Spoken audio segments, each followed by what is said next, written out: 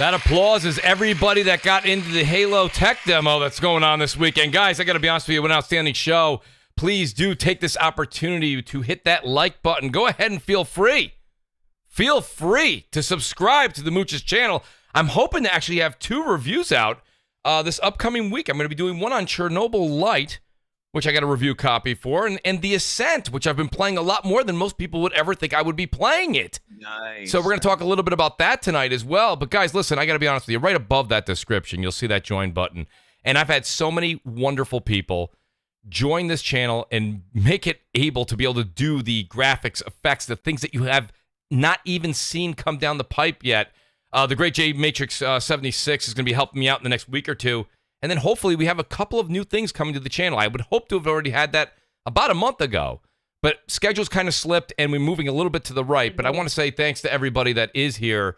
And please, again, while I read each of the Mooch Maniac family members, please take a second to hit that like button, tweet it out, let everybody know. Tell a family member that Mooch is live.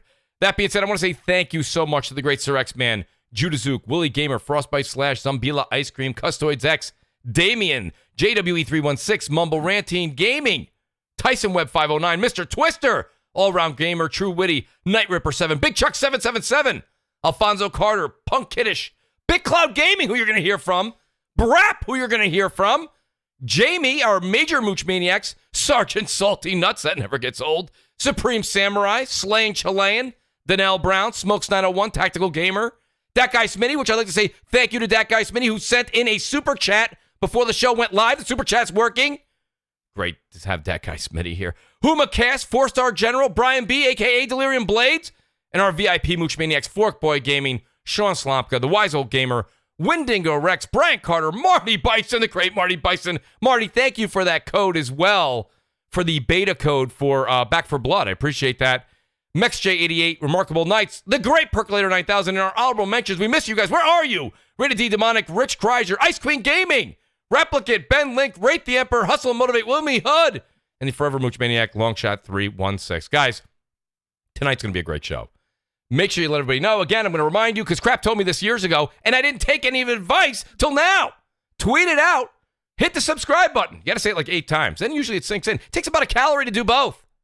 That being said, the one man who gave me that advice, the man who's making videos for you, and believe me, he's going to be opinionated tonight, the great hardcore Xbox fan himself, a Crap Gamer. Crap, how you doing tonight?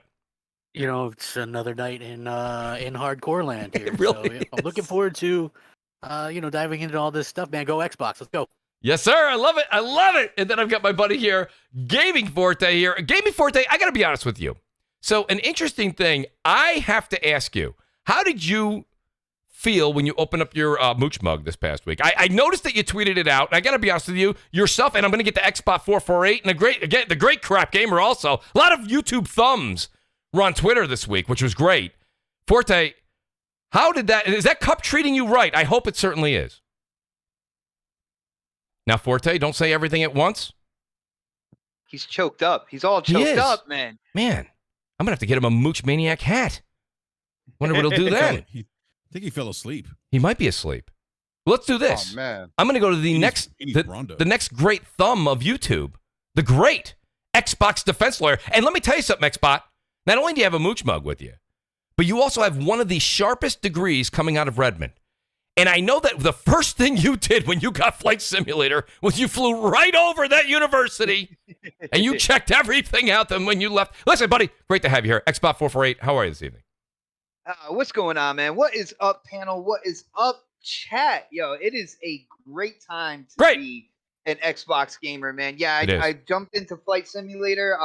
I went in on the Ascent as well, and I have to say, I'm not usually into those games, but the backdrop and the environment is really outstanding. I you know me, I get into cyberpunk type stuff, that futuristic, grimy, and all that good stuff. But dude, it's such a great time, and you know, I have Game Pass. What more could you want, man? What more could you want? That's all anybody needs. Oh, the great Gaming Forte, the microphone is working. Forte, how are you this evening? Nah, I'm good, man. You asked about the cup. The cup is great. The cup is doing fine. You know, just checking in on it. I hand wash it because I don't want any of the graphical art to come off of it. Well, it better not for what I paid for it. It better not. I know. I don't want to take no chances. But I told them. I said this thing's got to go through some hot water rinses.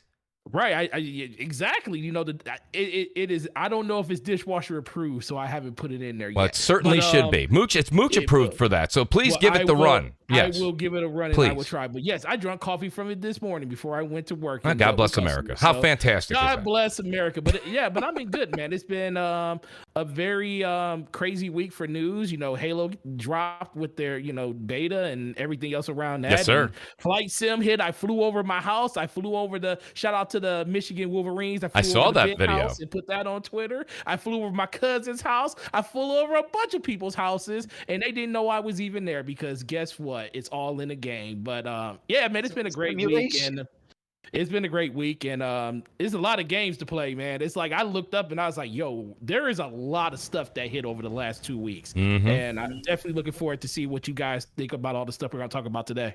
Yes, sir, Forte. And then, well, speaking of that, I know guy who's very opinionated. Go ahead, Xbot. You got something? No, just real quick. I just want to let you know your mug is treating my thumb better than 343 Industries right now because I did not get in to the flight, brother. Oh, Lord. Oh, Lord. Oh, I'm sorry to hear that, bro. I got it. How can a guy who's Xbot 448 not get like the red carpet service and all those? Right? Boy, that's because he didn't do what he was supposed to do. He probably waited to the last second to register for the beta. I did it when they said it. Well, Forte, I've been there. I got to let Forte know as well, though. Shout out to Predator H2O. He said, did he say it's a game? I got to be honest with you. So, Forte, Predator correcting you. It is not a game. It is a simulator. No, it is a game. It's a game. Listen, you talking about Flight Sim? Flight Sim's a game, bro. It's a game. It's a leisurely, casual game. Are there any rings in the sky that you collect for points? Listen, they don't have to be farming simulator. I'm gonna tell you what I did. Can you, Forte? Can you jump out of the plane and land on a bullseye for extra points? Listen, no, you don't got to do none of that. You Just know checking. what I did? I literally sat there. There's two things that flight simulators serve for me. One, when I'm editing a video, I can just literally turn on the home screen and literally let the music play. And I'm like, yo, this is better than therapeutic music because the soundtrack is fire in that game. It's amazing. I watched every trailer they ever dropped for that game just because of the music. On top of we always talk about cars being pornographic, just like, oh, this is just porn. Just looking at it, it's crazy. Interesting. It's to a whole nother level in this game because, you get to see stuff that you normally would only see in real life. And yes, it's a game. It may be not a game for everybody, but it's fun. True. And you can actually play it in co-op with friends and fly around to each other's houses and see who got the bigger backyard. I like what Jeff Grubb, the great Jeff Grubb is here. He says it's not as much a game as Superman 64, but it's more of a game than Animal Crossing.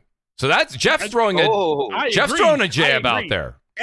Fired. Animal Crossing is a job. That's not a game. That's a job. It is a job. That's a job. At least a part-time job. I completely agree with that. You gotta wake up at certain times of the day to go to the store and buy. Listen, that's literally a job. It is true. Let me do this. We have more people on the panel I want to get to because we have a lot to discuss tonight. And I got news for you. This next gentleman is not going to stop talking, even if the credits are rolling. He continues to go. The great Basement Radio Arcade podcast. Brap, I love the name you picked. How do I use a screwdriver? I think that's a phenomenal name for tonight's show. That is why I'm here tonight. Yes. Because I want somebody to show me how to use a flathead and a Phillips. Because I'm clueless. What I'm going to do to save, I want to save people's thumbs. Yes, Bet, can you please, when we get a chance to get to that, I'm going to teach people how to use a butter knife to do it. I want to make sure that everybody's safe and sound. Yes. Real quick, I also did play machete. I also did play Flight Simulator. Yes. And I flew over the armpit of New York City, which is Citibank Field. Oh. Ooh. Wow. Citibank, even threw the bank in there. Was it clean? And then I went to what I would call the heavily part of New York City, the Bronx, where the Yankees play. I see. Yankee Stadium. Yeah, when Brap was flying over Citi Field, what he didn't realize is that'll be one of the places between my favorite baseball team and his, the only one that'll be playing a playoff game this postseason. Hey now. Hey now. Sorry, how many World Series championships? Not enough. We're not talking about the past. Sports. Let's be careful. History. Be careful, guys. Literally, the oil and water to gamers is sports. You have to be very careful. The last time the Mets won? 86. By the way, great year if you weren't around. But Forte listen, wasn't even born. I was too young to know. But nonetheless, it's fine. It doesn't matter. I was 9. That's kind of enough to have maybe a pendant in the room. But let me get to the rest of the guys. We got guys here. We got guys. Listen, I'm very excited for this next gentleman. He was supposed to be here last week. He writes me halfway through the show. He goes, Mooch, listen, my show went late. I said, bet you never have to apologize, buddy. This guy's doing videos every day. He's doing people's podcasts at least 3 times a week. He does a show just before this show, and he helps everybody on YouTube. The great BitCloud Gaming is here on Crossfire. Bit, you are fired up as I am. I can tell already. And we've got topics that I know you're just chewing at the bit to get to. So, Bit, welcome to the show tonight. How are you? Thanks for having me, brother. Thanks for having me. Absolutely. I saw the Mooch signal and I had to show up. Absolutely. Buddy, listen, I got news for you. What you don't realize is even if you don't see it, it's just behind a cloud. It's always there, BitCloud. If you need to get here, you just come knock on the door, brother. Great to have the great BitCloud here. And then a special guest that we have with us tonight. And it's funny because, I got to say, Glorious Kev, for me, Kev is he's an Xbox fan. Like that's how I picture Kev. He's an Xbox fan. But Kev, you are known throughout as PC Glorious Kev. I don't know what to take from this. Kev, maybe you could set it straight. Welcome back to the show. How are you this evening? I'm good. Thank you for having me. I'm both.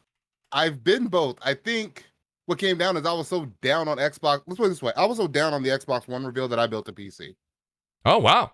I spent I was all in on the 360. I didn't see that coming. I was an Xbox dude, and I'm not crazy about PlayStation. I said that last time I was here. They're cool, but it's a little shaky. That man had a little shaky crisis. It was a little shaky. Living through it. Hey, Kev, that's a little shaky. I'm just being honest. Watch yourself. Listen to Ben. Hey, you know what? I love Uncharted. I'll give you all that. I love Uncharted. I love Uncharted. I'll give you all that. Kev, that was a very dangerous thing to say, but I gotta say, I applaud you for that. That's what Crossfire was built on. Courageous thing to say. You're courageous, Kev, as far as I'm concerned. Listen, you can't say that these days. No, you really can't. You can't say either side of that. Absolutely. Let me ask the panel this because the great Slow-Mo Backslap will be joining us. He's running a bit late, and I know that Slow-Mo did an outstanding video. Forte, I believe you, Bit. I'm going to go ahead and just put you in there. And Kev, I know that myself, Xbot, and Brap is just getting into it. Am I right by guessing that Bit, Kev, and Forte have played the Halo technical preview? Absolutely. Yes. Okay. Yep, I got in on PC and on Xbox. Sure, same play. Got that double pass going on right now. So if you don't mind, now, Bit, did you say you are as well? Or what? No? What'd you say? Are you playing the Halo technical preview? No. You are not. Okay. He doesn't know what that is. That's not I know fair. what it is. I didn't get it. Thank you very much, sir. Where's my PS5 though? That's because you don't got a PS5. That's he's why. still waiting. Only people that got both platforms got into this technical beta. Oh my God! I don't have a PS5, sir. I still can't get one. So Kev, I'm going to go to you first here, and then I want to hear. The only reason Forte I'm going to Kev here. I want to wait for Slow-Mo because I know you guys experienced it together. I want to say shout out to Andy Hart. And Andy, we're going to get to this subject later, so let's not get the panel all riled up early. He says, thinking the PS5 launch is bad, if not worse, than the PlayStation 3 launch. What's going wrong at Sony? They're going backwards, not forwards. Now, Andy, I know you're not seeing the 10 million consoles sold and the record-breaking sales of games. I think that, listen, Andy, we'll get to all of that. They're all in a warehouse. Right. I don't know about that one. Like I said, and I'm not the biggest PlayStation fan, and I'll be the first to admit it. I don't hate them. They're just not my favorite platform. And that's a fair thing to say, Kev. But to say that this is a bad launch compared to the PS3, that's a bit far, Andy. That's a bit far. That's a reach. It's just not as good as the PS4 was. They actually had games this year. They actually had games this year that people really truly wanted to play, other than games that were just given to them at the beginning of PS4. Right. PS3. That's true. Right. This is true. Right. Now, Kev, do me a favor. Kev, do me a personal favor because I've been watching everybody's videos. I've been watching all the late night streams. People have been playing the Halo preview and Halo Infinite preview. So, Kev, let's do this. I want to start everything off on the right foot. Tell me some of the things that you think you weren't expecting that you got out of this preview. And, some of the good things, just some of the highlights you're seeing, something different from Halo 5 Guardians. It actually feels like an evolution of Halo 5 Guardians. Like I played about 2 hours of it. And from what I've played, the new guns feel great. The new guns are awesome. But it doesn't feel like classic Halo. Is that a positive or negative? Neither. I've always felt 343 I think does excellent multiplayer. I think this is it's upgrade from Halo 5, but I'd be lying if I said I didn't prefer Bungie Halo. Well, I mean, I think you'd have a lot of people agree with you there. But I'm one of those people, I don't hate 343 Halo. And that's the difference. Like a lot of people are like 343 is incompetent. No, I just think they're different. That's a good point. Now, did you find what about the fluidity of the preview? What about the gunplay? Let's not, like I said, I know that there's going to be a couple of negatives that we're going to talk about, but that's just, it is a preview. We do have to understand that. But what are some of the gleaming, like the positives that kind of shine for you that you're like, wow, I didn't see this coming? I like the pacing. That's what I'm seeing too. Very fast pace. Something that I don't like that they did is in Halo 4 and 5 they added the sprint, but when you used to sprint, you would have that delay in your shields. That's not in this preview. It comes back like any other game. Really? I don't really care for that. Yeah. Usually, you would have to walk away, go into hiding. It comes back faster. It actually seems like your shield regens faster. Exactly. And you can just run around the corner like COD. Like they did definitely Call of Duty this, that's for sure. That's what I'm seeing too, but it definitely feels like that. Yeah. The AR feels like a straight out of Call of Duty, kind of sounds like it too. Like an ACR, don't it? Exactly. The new guns I think feel awesome. My favorite one's probably the skewer, the little harpoon sniper. I love that thing. I like the Yeah, I don't like. Well, it takes up your whole screen if you have a low FOV. I cranked it up to 100 so that way I wouldn't have that problem. Same, brother, same. Because otherwise, it's horrible. Otherwise, I like that you can pocket like the overshield and stuff. I didn't think I'd like that. That would be really bad, but I actually kind of like it. Because if especially with these bots all cluster together, so they'll cluster on one side of the map. You just have to find them because they never leave each other's hip. Did they confirm 120 FPS support for it? I think they did on console. I'm not sure. I haven't. They did for console. They did. Yeah. Okay. Yeah. I spent most of my time with it on PC. I like basically turned it on, played a match on console, and then went back to PC. So what about now? And I was saying this, so just so the audience knows, I did put in for the invite, but I put in for it yesterday. A little too late, possibly. Yeah. That's a me problem. But listen, I gotta say, I'm enjoying the feedback I'm getting from Kev. What we're gonna get from Forte and Slow Mo soon. I don't necessarily feel bad missing out on this. This is legitimately. It seems like from what I'm seeing, and I watched a lot of people stream. It just seems like it's more to really help 343, which is what 343 said during their tech preview report that they did, that video conference, if you will, however you want to look at it. And I'm not going to say these are bad things, but there's some of the sound effects on the guns are missing. It's one map. The AI looks like they're dancing to the Macarena, and you can't play with friends. It's just bots. That whole thing right there, that sums up to me, hey, Mooch, you're probably playing about 3 or 4 rounds, and then you're going to call it a night. That's not something I would play an entire weekend of, but that's a me feeling. Me and Kev were talking about this before the show. Kev, I mean, where are you on this? I mean, do you see yourself putting in 6 hours of that one map, or do you see yourself maybe playing a few rounds? I would. I could definitely see myself doing that. I'm 2 hours in. I'm still enjoying it. You can squad up with friends. You can. And you can squad up with friends. And the AI is, when they're clustered together, they're actually mostly competent. They're not good competent, but it's not like Christmas morning. I'll put it that way. Right. Well, from what I saw, they will get you. From what I saw, they are usually clumped together, and they also recycle. As they recycle, they go back to the same positioning over and over again. So it's not as. I thought that the way that they were talking during the tech demo that they put on, that the AI was going to be a little bit sharper than what I'm seeing on the playthroughs. Go ahead, Forte. I mean, is there something I need to know?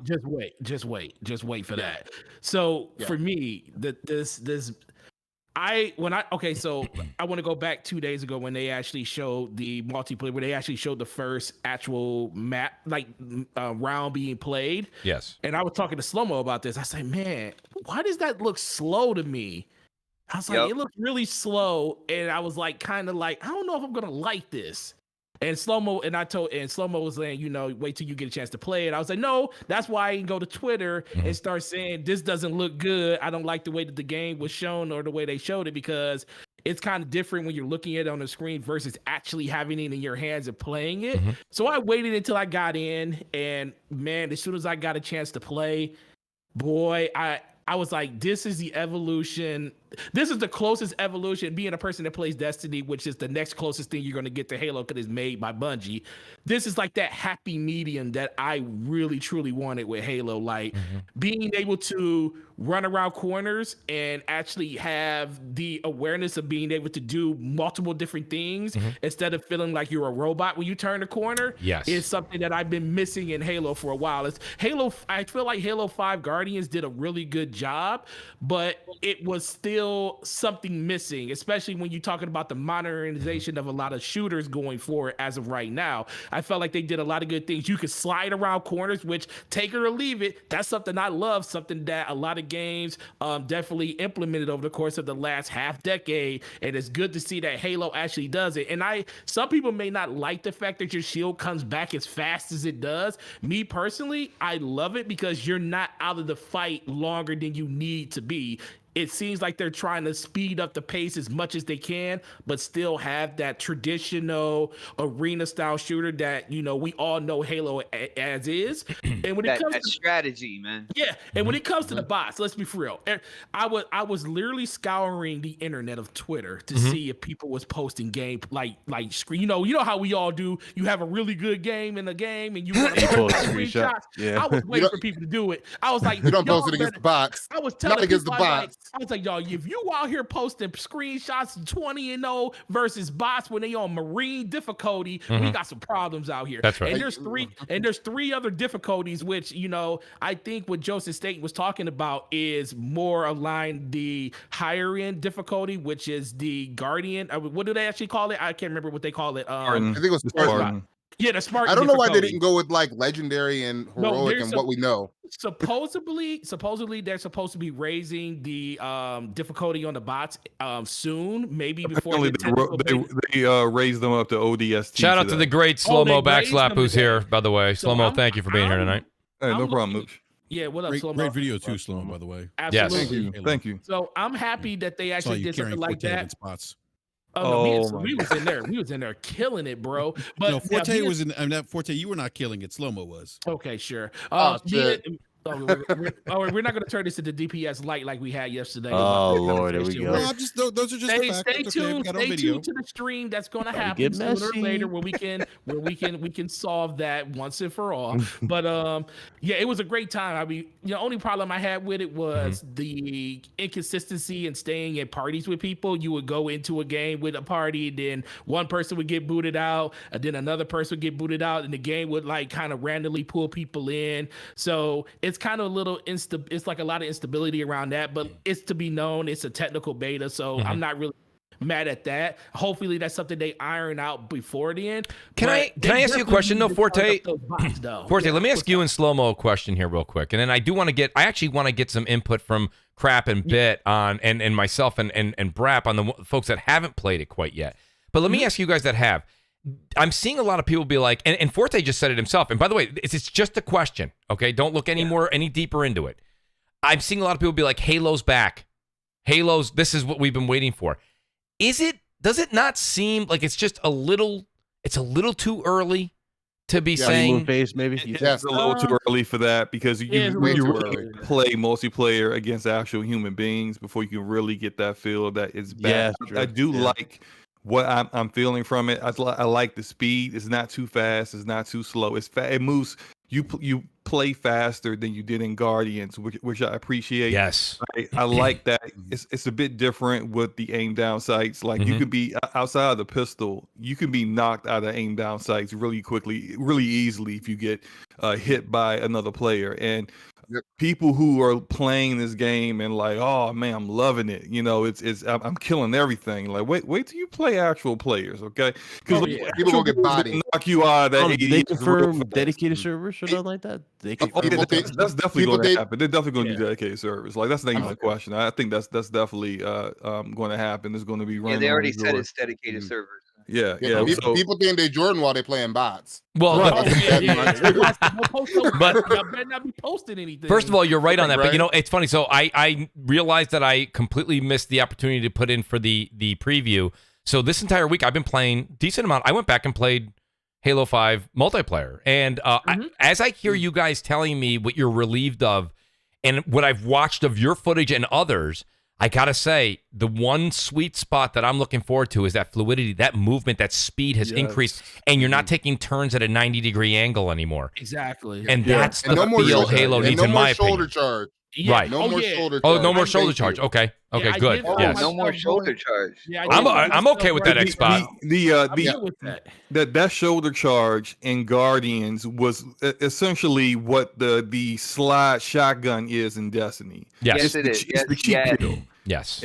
I'm glad it's not there. There are no cheap kills that I can see so far. If you use your evade right, in Halo 5, they charge at you. You go right to the side. They go right by you, and you got free execution right there.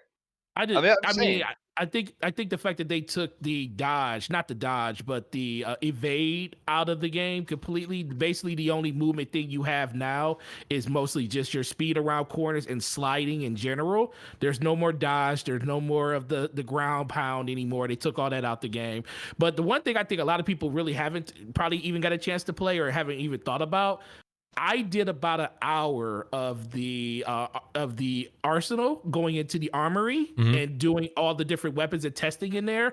And I think for people that are kind of, I won't say afraid, but just kind of on the fence about a shooter, or maybe saying, oh, games like Halo, you know, they're not really for me. It's multiplayer only. I'll get owned by people when I go in there. I think the level of things that they put in there for you to actually learn how to use weapons and lead the bots and stuff into sniping and stuff like that, because I found myself like really getting way better with weapons, and I thought I was good with Halo weapons. And granted, I haven't played Halo consistently in a long time, so getting in there and like brushing up on that and actually doing it. So they added a slide. Actually help people. They do everything at those higher difficulties. The enemies literally act like players. Did they add a slide feature? Everything. They added a slide feature, you're saying? There's a slide in the game. You can slide. There's a slide in the game, yeah. Forte, I got to ask a question, man, because unfortunately, for some rhyme or reason, 343 did not invite me to the flight. But one of the things I was concerned about, because they want more people to play this game, you know, free to play. Yeah. I was concerned that you know Destiny and how every gun has a certain amount of aim assist. Now, one thing I liked about Halo is no aim assist. There is no aim assist in this game, bro. As thank right you. Now yes. Cause that was a thing that was kind of throwing me off. And honestly, I think that's going to be the part of the armory that's going to really help people the most.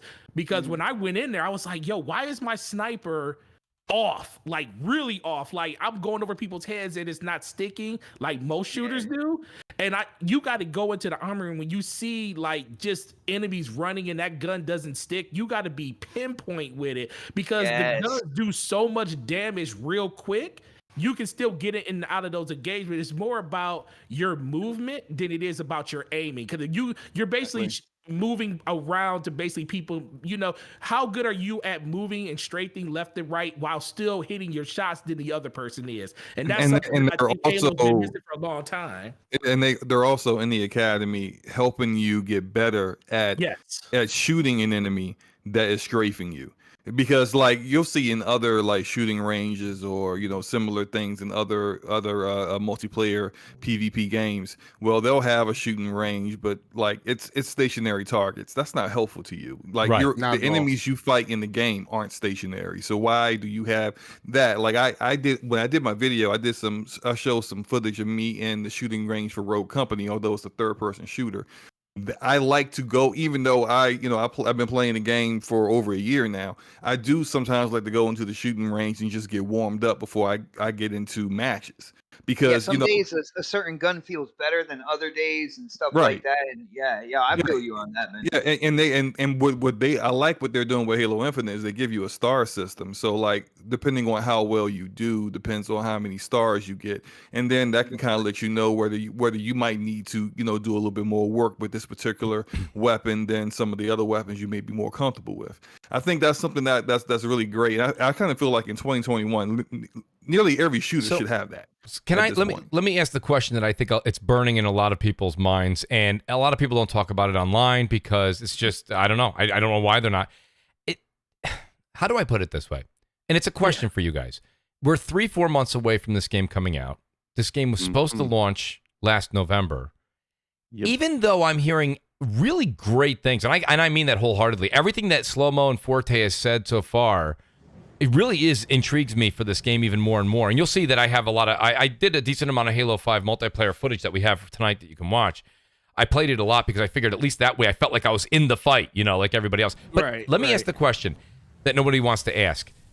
Doesn't this seem, for a technical beta, or a technical preview, pardon me, this is very bare bones being so close to the launch of a game that was supposed to be done a year ago? And nobody feels that this is an issue? No, and the reason why, because if they were to say add PvP for this, for example, who's going to go test the bots? If I had PvP, I'm not touching these bots. Exactly. I'm not going into the arsenal.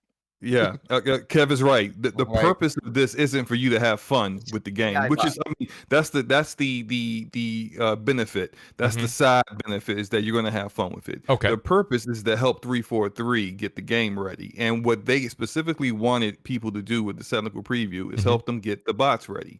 We are essentially testing the capabilities of these bots in the game, and someone may be like, "Well, why the hell you have bots in the game?" Well, like plenty of multiplayer games nowadays are adding bots in for a number of different reasons. Sometimes when you have disconnects, you may need a bot to come in to keep things competitive. Do you want a bot to come in that's just going to run around, shoot poorly, and just get capped? That's just going to not help your team. To help them train their AIs. I mean, beyond that, bots aren't new. Remember back in the late 90s with Unreal Engine, them bots used to body your ass. Those bots weren't no joke. Kev, remember Unreal Tournament? Yeah, had bots. Had bots, and those bots were no joke. Right. Yeah. Them bots were like playing Halo on Legendary, like playing CE on Legendary. These are not your Titanfall bots. Let's just put it that way. They ain't that. But well, gaming's got soft, so lots of games have Titanfall bots. Yeah, but like the purpose is to help them get certain aspects of the game ready. And this is how all early access things should be. Like I remember playing The Division, and they would on PC they would do the whole early access for PC gamers, and then they'd be upset that when the full thing came out, there'd be all kinds of bugs in the less popular aspects of that new update. But you should have never given people full reign to the entire update, because all they went and did was the stuff that they feel most comfortable or they like to do the most. And you didn't have anyone actually testing the stuff that is less popular. And so if you just kind of focus it to, we just need you to test this. We just need you to test the academy. We just need you to we're going to give you the ability to customize your Spartan. Let's get it. You can ask Forte. I had a list of things I was writing down that wasn't right, wasn't working correctly. And that's the purpose of it. I love to kind of do that, because what I want is for the game to be better when it comes out at launch. And so so people can avoid having some of the issues that I ran into in the technical preview at November or whenever the hell this thing comes out. Let me tell you what's wrong now so you can get it figured out. That should be the focus. So I think anybody crashed on the beta yet? No, I haven't. No, I haven't crashed on it yet. I just just like I said, disconnects and stuff when you go into matchmaking with people, but then it puts you right back in the lobby. They just got to back out. I think the one thing that for me, because Slow-Mo and Kev are absolutely right in what they're saying, I think the other thing that this technical beta is doing is basically testing the new player experience. There's a lot of people that haven't played Halo in God knows how long, because of, we know the deflection point for Halo was basically when Call of Duty Modern Warfare 4, Call of Duty 4 came out. A lot of people moved from that game and they moved from Halo and they went over to COD. So they're trying to appease to that faster gameplay palette, and I think that's what the Armory is doing. It's getting people back used to being able to snap on targets, no aim assist, being able to get on your target, hold your target, and be able to move between targets and stuff. But then for the people that feel like they're not good enough to jump into a multiplayer experience versus other people, it gets them ready when the bots are in there. So those bots, like I said, we haven't seen what the higher end is, but I saw people dying, like just random people. Me and Slomo were on PC, and just random people are dying to these bots that are literally on the easiest difficulty in the game. So bro, I ain't gonna lie, I died to a few of these bots. I died to them a couple of times. That's gonna happen, but I guess that's the thing that it's doing for people. It's literally helping people learn how to play the game a little bit more. Yeah, I appreciate what you guys are saying, but I don't know. I have a love-hate. My only thing I want to say though, Kev, is my thing about this is I appreciate what Slow-Mo, Forte, Kev just kind of explained, and actually you guys definitely explained something that I wasn't thinking that way. But again, when it comes down to it, when Halo comes out, okay, let's forget this preview for a second. You're playing through on the campaign. The campaign is the campaign. Are there AI involved? Absolutely. But the AI is, that's something that's, every game has AI that we're playing against in games, whether it be The Last of Us 2 or... It's different than PvP though, bro. It absolutely is different than PvP. But what I'm saying to you is that, like, in PvP, think about what the P's stand for, right? Well, so I'm not worried. It's not PvB. It's PvP. First of all, we're on one right? map, and we know Halo's going to have more than one map. Absolutely. This is kind of, so they got you right now. We're on one map, and then when the actual game comes out, did they confirm more than one map now? A new map today. So a new map. It just came out. Giving us a different map each day. I heard a new map came out just now. Actually, someone in the chat just said that. Yeah, so people are going to experience this game as a rollout, and then when the full game comes out, people are like, there's going to be the people that's going to go in there and do all the things that we did in this technical beta. They're going to see what the weapons are like. They're going to feel what, like how the game actually performs and shoots and stuff. And then you're going to have people like me, Slow-Mo, and Kev, and Xbot. We're just going to jump right into we're going to beat the single player. We're going to jump right into the multiplayer against other people, and and that's where we're going to live at. So I think it's kind of. I'm not going to say unfair for people to like kind of judge this off of what it is in general, because they even came out when they sent the emails to everybody and when they did that big blog post a while ago talking about what was going to be in this. They specifically said that it's about testing the infrastructure of the armory, talking about how these bots and stuff are going to be tuned and everything. We're literally giving them information on all this stuff by playing these different modes, and they're going to basically roll out more and more stuff. That's why I told people on DPS yesterday, if you don't get into this beta, this isn't the beta you want to be in. This is the beta. That's why I don't feel so bad. I applied. I'm not in this one. If I get into the next one or the one after that, that's the one I kind of want to play in. The next one is going to be about player versus because they're supposed to be rolling player versus player. Well, listen, Forte, not to interrupt, but I do want to hear Brap and Bit and Crap here. I do want to jump. I have a lot of things that I want to talk about. We had so much happen in the past 48 hours. Brap, I'm going to let you go ahead. I want to get Bit involved in Crap, and then I want to jump to another topic. Yeah, no, I thought it was interesting. I heard Forte bring up, and I think maybe Kev too. They talked about kind of this game kind of feeling more, kind of that like Twitch as it relates to Call of Duty, and Forte brought up, a lot of people that exodus to Call of Duty 4, Modern Warfare 4, back in the days of the 360. So I guess I'm wondering, like, this is. I was watching and I don't know who it was. Somebody was streaming. A big Halo fan was streaming, and he was asking the question. Should Halo have launched with a Warzone type mode, battle royale type mode, right? Because, yes. It's going to be free to play. It's going to be free on PC, free on Xbox. It's going to be on Game Pass, things like that. It's the first time that it's been free to play. I think the developers talked about that. They seem very excited about it. I think that's a great opportunity for people to try it. And this isn't like I think what Phil said is true. Like this game isn't going to make or break the franchise. Like I think we'll probably see a big blip in engagement with Halo, but I'm wondering, is it going to hold engagement in the sense of you have these other free to play games, and they all have this battle royale mode, which is very popular right now, like PUBG, They're not doing it though, Brap. They're not doing it. So I think a game like Splitgate proves that you don't need Battle Royale to be popular in 2021. I actually that think just comes down to the Battle overall content. The content. Battle Royale actually is gonna take away a little bit, because if everybody has Battle Royale, why am I going to leave Fortnite that I'm, for example, invested in to come play Halo Battle Royale? I already have my Battle Royale, so that's you don't need to appeal to that audience. They already have their BR game. There's no reason to make another. And that's kind of where I was going too. Like, people are invested in these free-to-play ecosystems already.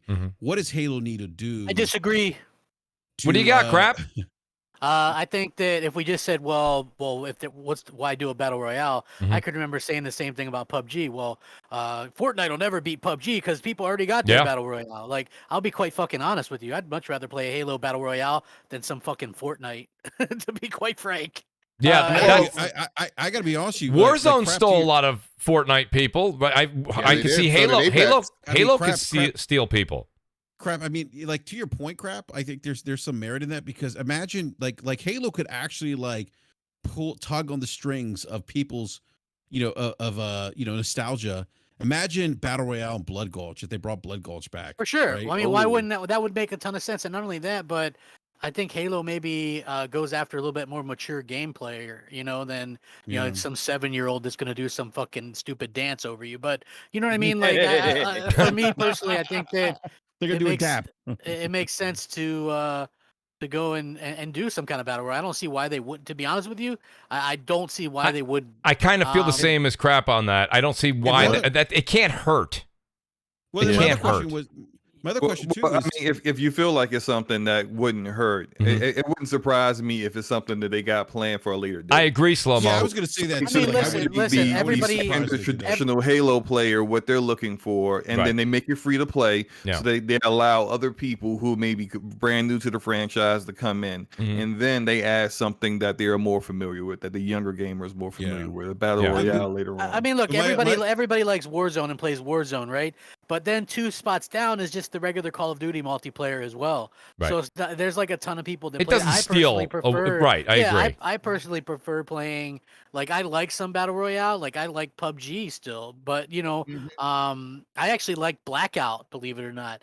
But the funny thing is I much prefer like the regular Call of Duty domination or team deathmatch or search and destroy over Warzone. So I mean, that's just me. But and personally, I want COD to die. But I'm sorry. Well, I mean, it is what it is. Like, to me, Call of Duty has the best, quickest gameplay. But and it's all. I mean, that's why it does so well. Like, people always say they're not going to get it the next year. And, here I am with every copy since 2000, since it's actually it's come definitely out. that crack. It's hard to shake for a lot of people. Yeah, it's true. And I'm not even just talking about the multiplayer, man. I like the campaign.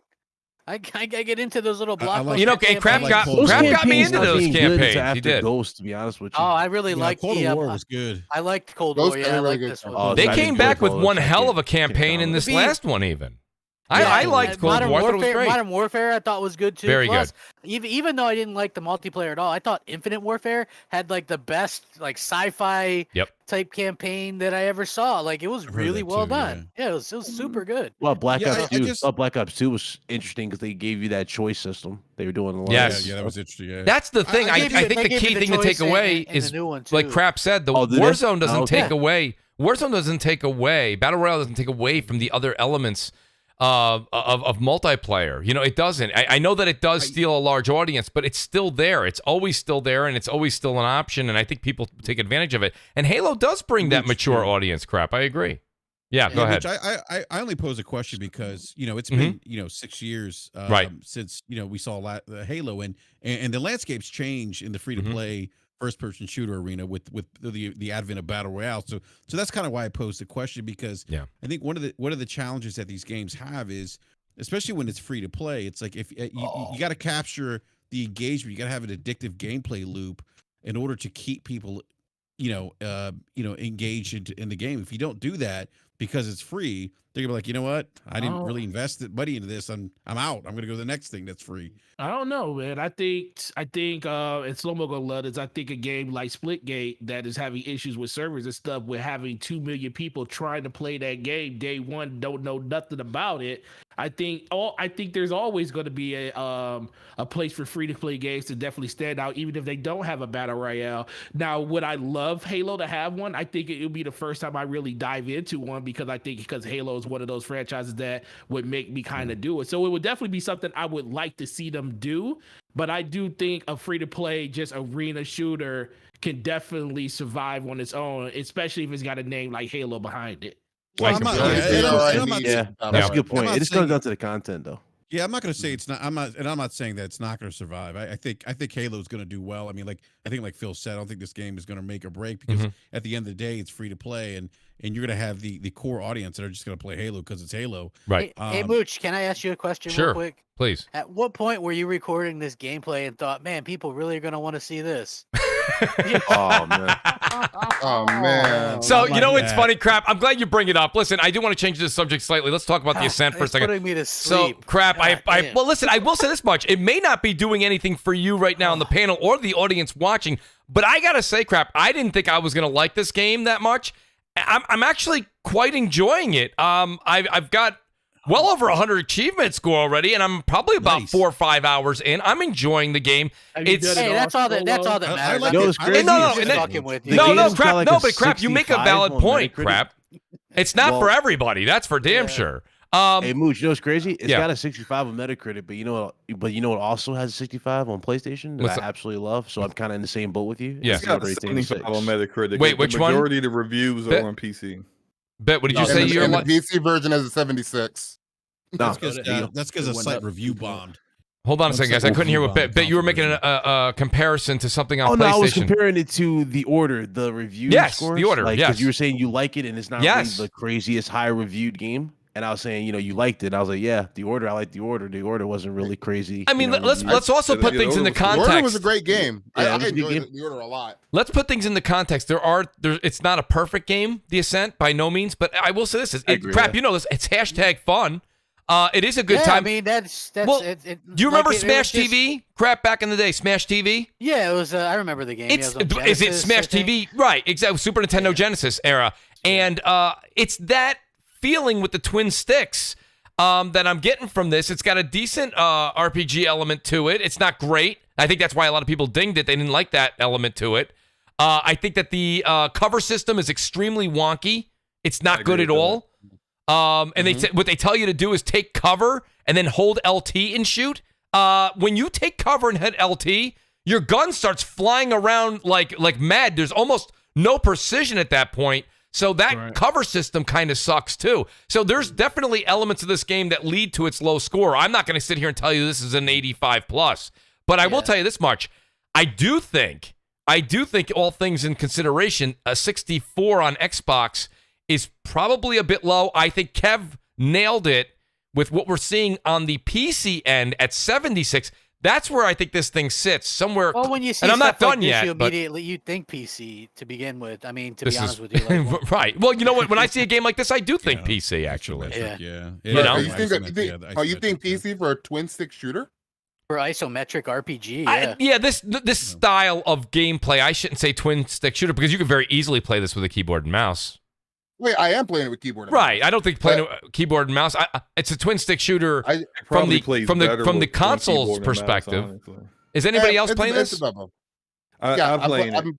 I played a little bit on my Series S, and I played it but I spent most of my time on PC. I didn't download it. As you should. Crap, it's funny. As I'm enjoying this, I literally said to the family, I'm like, this is something Crap would not like, by the way. I can tell.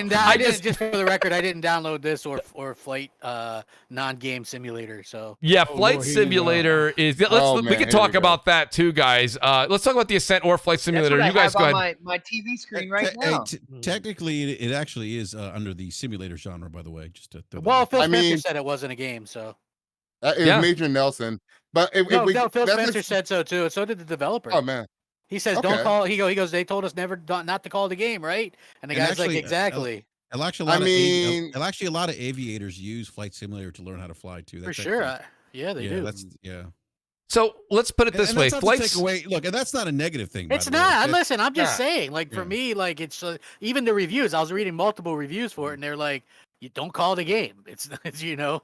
It's a hell of a simulator. People say don't call it a game though to kind of downplay it. It seems like. Well, you know what? The There's a lot of that. That is a popular simulator. You go into a game. It is a popular simulator. You go into a game, and there's usually like there's really reasons to go into it. Like even if you like a racing simulator, right? You can race against other people though, or right? time, or something. Yeah, there's sometimes stories or what have you as well. There's liveries, there's all that kind of stuff. With this, it's just like real time flying, right? Yeah, it's just. Well, here's a question. I've never played this game. I've never played Minecraft, but doesn't Minecraft just not have a purpose either? I've never played. Actually, no. Minecraft has a game. The main purpose when Minecraft. There's an enemy to defeat. Was to get into the Nether. Yeah. Well, no, there's a big. Get into the Nether. Like I'm explaining. Go ahead. Sorry. Is to get into the Nether and to destroy the Ender Dragon. Right, the Ender Dragon. That's it. You have to build up your supplies. Get your. You got it. No, there's a game element to Minecraft. In slow-mo, I completely understand. There's the creation mode, and then there's the story mode. I guess my point is this: like, if you said, if I saw survival like Ark. If I saw people say, "Wow, I took the flight simulator," survival. But hear me out, guys. What I'm hearing from the panel right now is what I would expect to see on Twitter from the people that we all follow. So many, on Twitter, on YouTube, etc. Is what like Kev said or what Xbox said. I flew over this. This was cool. This was neat. But I'm seeing people being like, "Yeah, woo! I've never experienced. This is amazing. I don't know about you guys, but I'm flying the rest of the weekend." You know what I mean? I don't see where this is that exciting. I just don't see it. They're excited for that Metacritic Mooch. That's what they're excited for. I really think that too. Metacritic. That's what they couldn't wait to see that. Any game that was sporting that and it's an Xbox exclusive. They oh man, I love it. Exactly. It's the highest rated game on Xbox. And they'd be like, "Man, I love these turds, man. It's great. I never knew. I was never into this kind of game." Slow-mo. Did you really say turds? Like I'm when the game hits 90 Metacritic, people act like, "Oh, you know what? I have literally never ever in my 30 years of gaming played this genre, but you know what? I'm so into this now. I'm so into it. Yeah. Right? Really? But it's not even like you said, it's not really a game. I mean, if you want to call it a game, guys, listen, I agree. Like it's listed as technically, I guess Phil, Larry, they all said it's not a game. But that's not the conversation here. If you really think it's a game, that's fine. It's not my place to tell you how you feel. But like we were saying, the Xbox. For me to think that this is a game, I'd have to be able to jump out and then parachute down onto a bullseye or fly through some rings or something. Something. Yeah, that's for you. But like there's farming. Like I was just saying before, there's a farming simulator. Even as crazy as those are lawn mowing simulator. Isn't there Power Wash Simulator? Yeah, they're a genre of a game that has been on console. I can't wait till Watch Paint Dry Simulator. That's not exactly true, but most simulator games they were on PC first. Yeah, now they are on console. So why can't Flight Simulator now be on console? And letting their funk come over to us. Crap is not. So Bet, let me ask. Hey Bet, man. It started with that bullshit, with that survival game bullshit. Like that survival game shit was on PC forever. Call of Duty started off as a PC game too. Damn, man. First-person shooters started off a PC. So crap, what you really saying is that you like PC games too, man. Is it what? Because PUBG started on PC. You said you like PUBG earlier, so I'm like talking PC about games like as well. getting some of the trash. Everything's got something good. So we're gonna. Why you do that? We're gonna nitpick. Yeah, everything's got something good. That's a great crap. I like that slogan. I put that on a shirt. Everything's got something good. I like that. Everything's got something good. Hell, are you saying Meta Who now? Are you saying Meta Who? The Switch has didn't have anything good, man. The poor Ouya.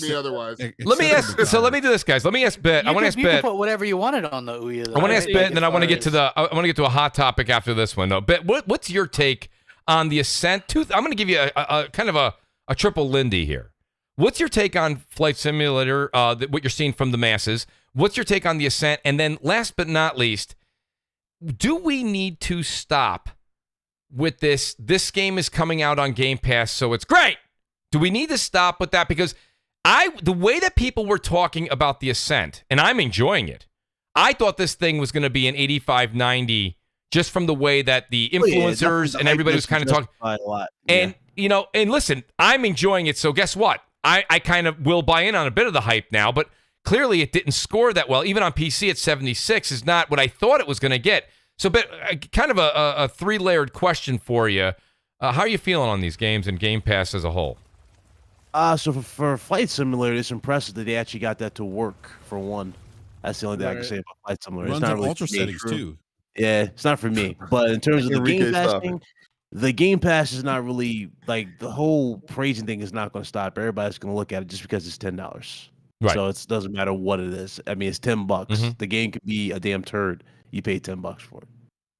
So that's not going to go away. I do think, though, a lot of people should wait before the games come out before they start gassing it up like this. Like, it's going to be this 10 out of 10 experience or this incredible experience. I would say keep that same energy that you would do for a game that's $70 that's coming out or $60. You know what I'm saying? Yeah. It should be like that. You really should not put a game on a pedestal. I mean, have we not learned anything from Cyberpunk?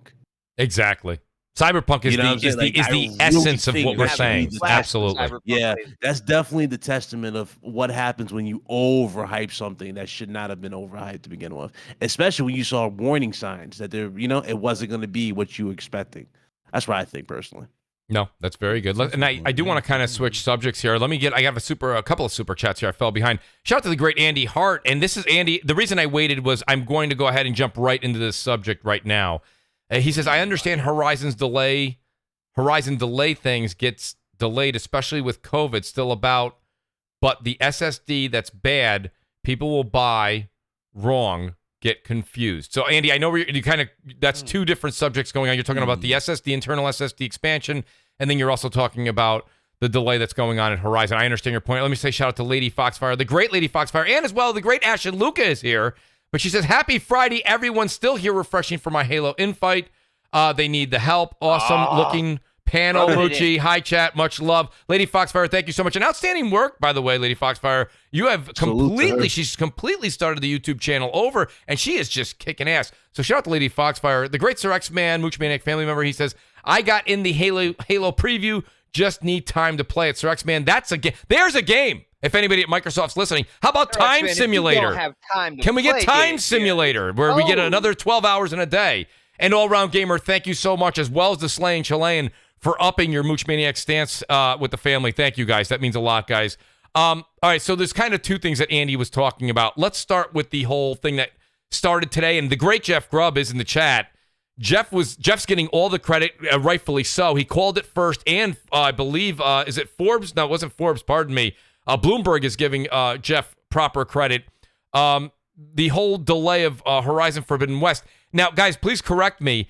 It is still not 100% confirmed by Sony. Is that correct? It is not 100% confirmed, but it's all but confirmed. Confirmed. No official statement from Sony, but yeah, I mean, what for the delay? The delay, yeah. And I guess my question to you guys on the panel, these reports been, you might as well say it is confirmed. Right. Well, no. If Jeff and Jason are saying it, I mean, it's pretty much confirmed. It's like Herman saying it. Yeah. Sony kind of hinted at it too. They kind of said I was they showed the trying to get I'm like, is anybody? Yeah. I was like, is anybody shocked from this? Literally. No. The first red flag is when we saw. I'm a little shocked. I'm gonna tell you the reason I wasn't shocked by it, because once they said holiday, I was like, Sony hasn't released a game during the holiday before September in like 5 or 6 years. You know the other thing. They needed a holiday release because the first holiday. The first holiday last time they had a holiday game that released. They haven't had a release of a holiday game. Spider-Man was the closest thing they had 3 years ago that even came close to a holiday release. Didn't they release? But they launched the PlayStation 5 with holiday. They always launch the system. They always launch Nintendo's the only system that has basically bucked the trend of releasing during the holiday.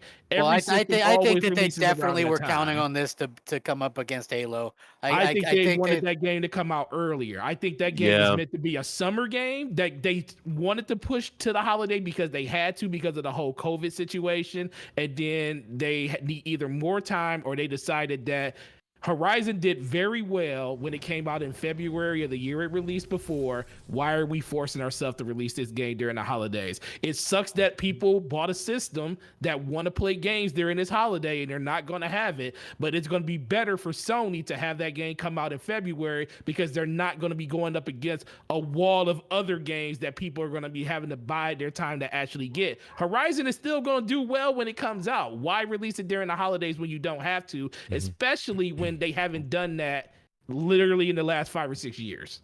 I mean, I think they don't need to do it. I think the other thing too is, I think I was listening to Grub Show earlier today, and he mentioned this that obviously there's a resurgence now with the pandemic, unfortunately, and the teams went back home.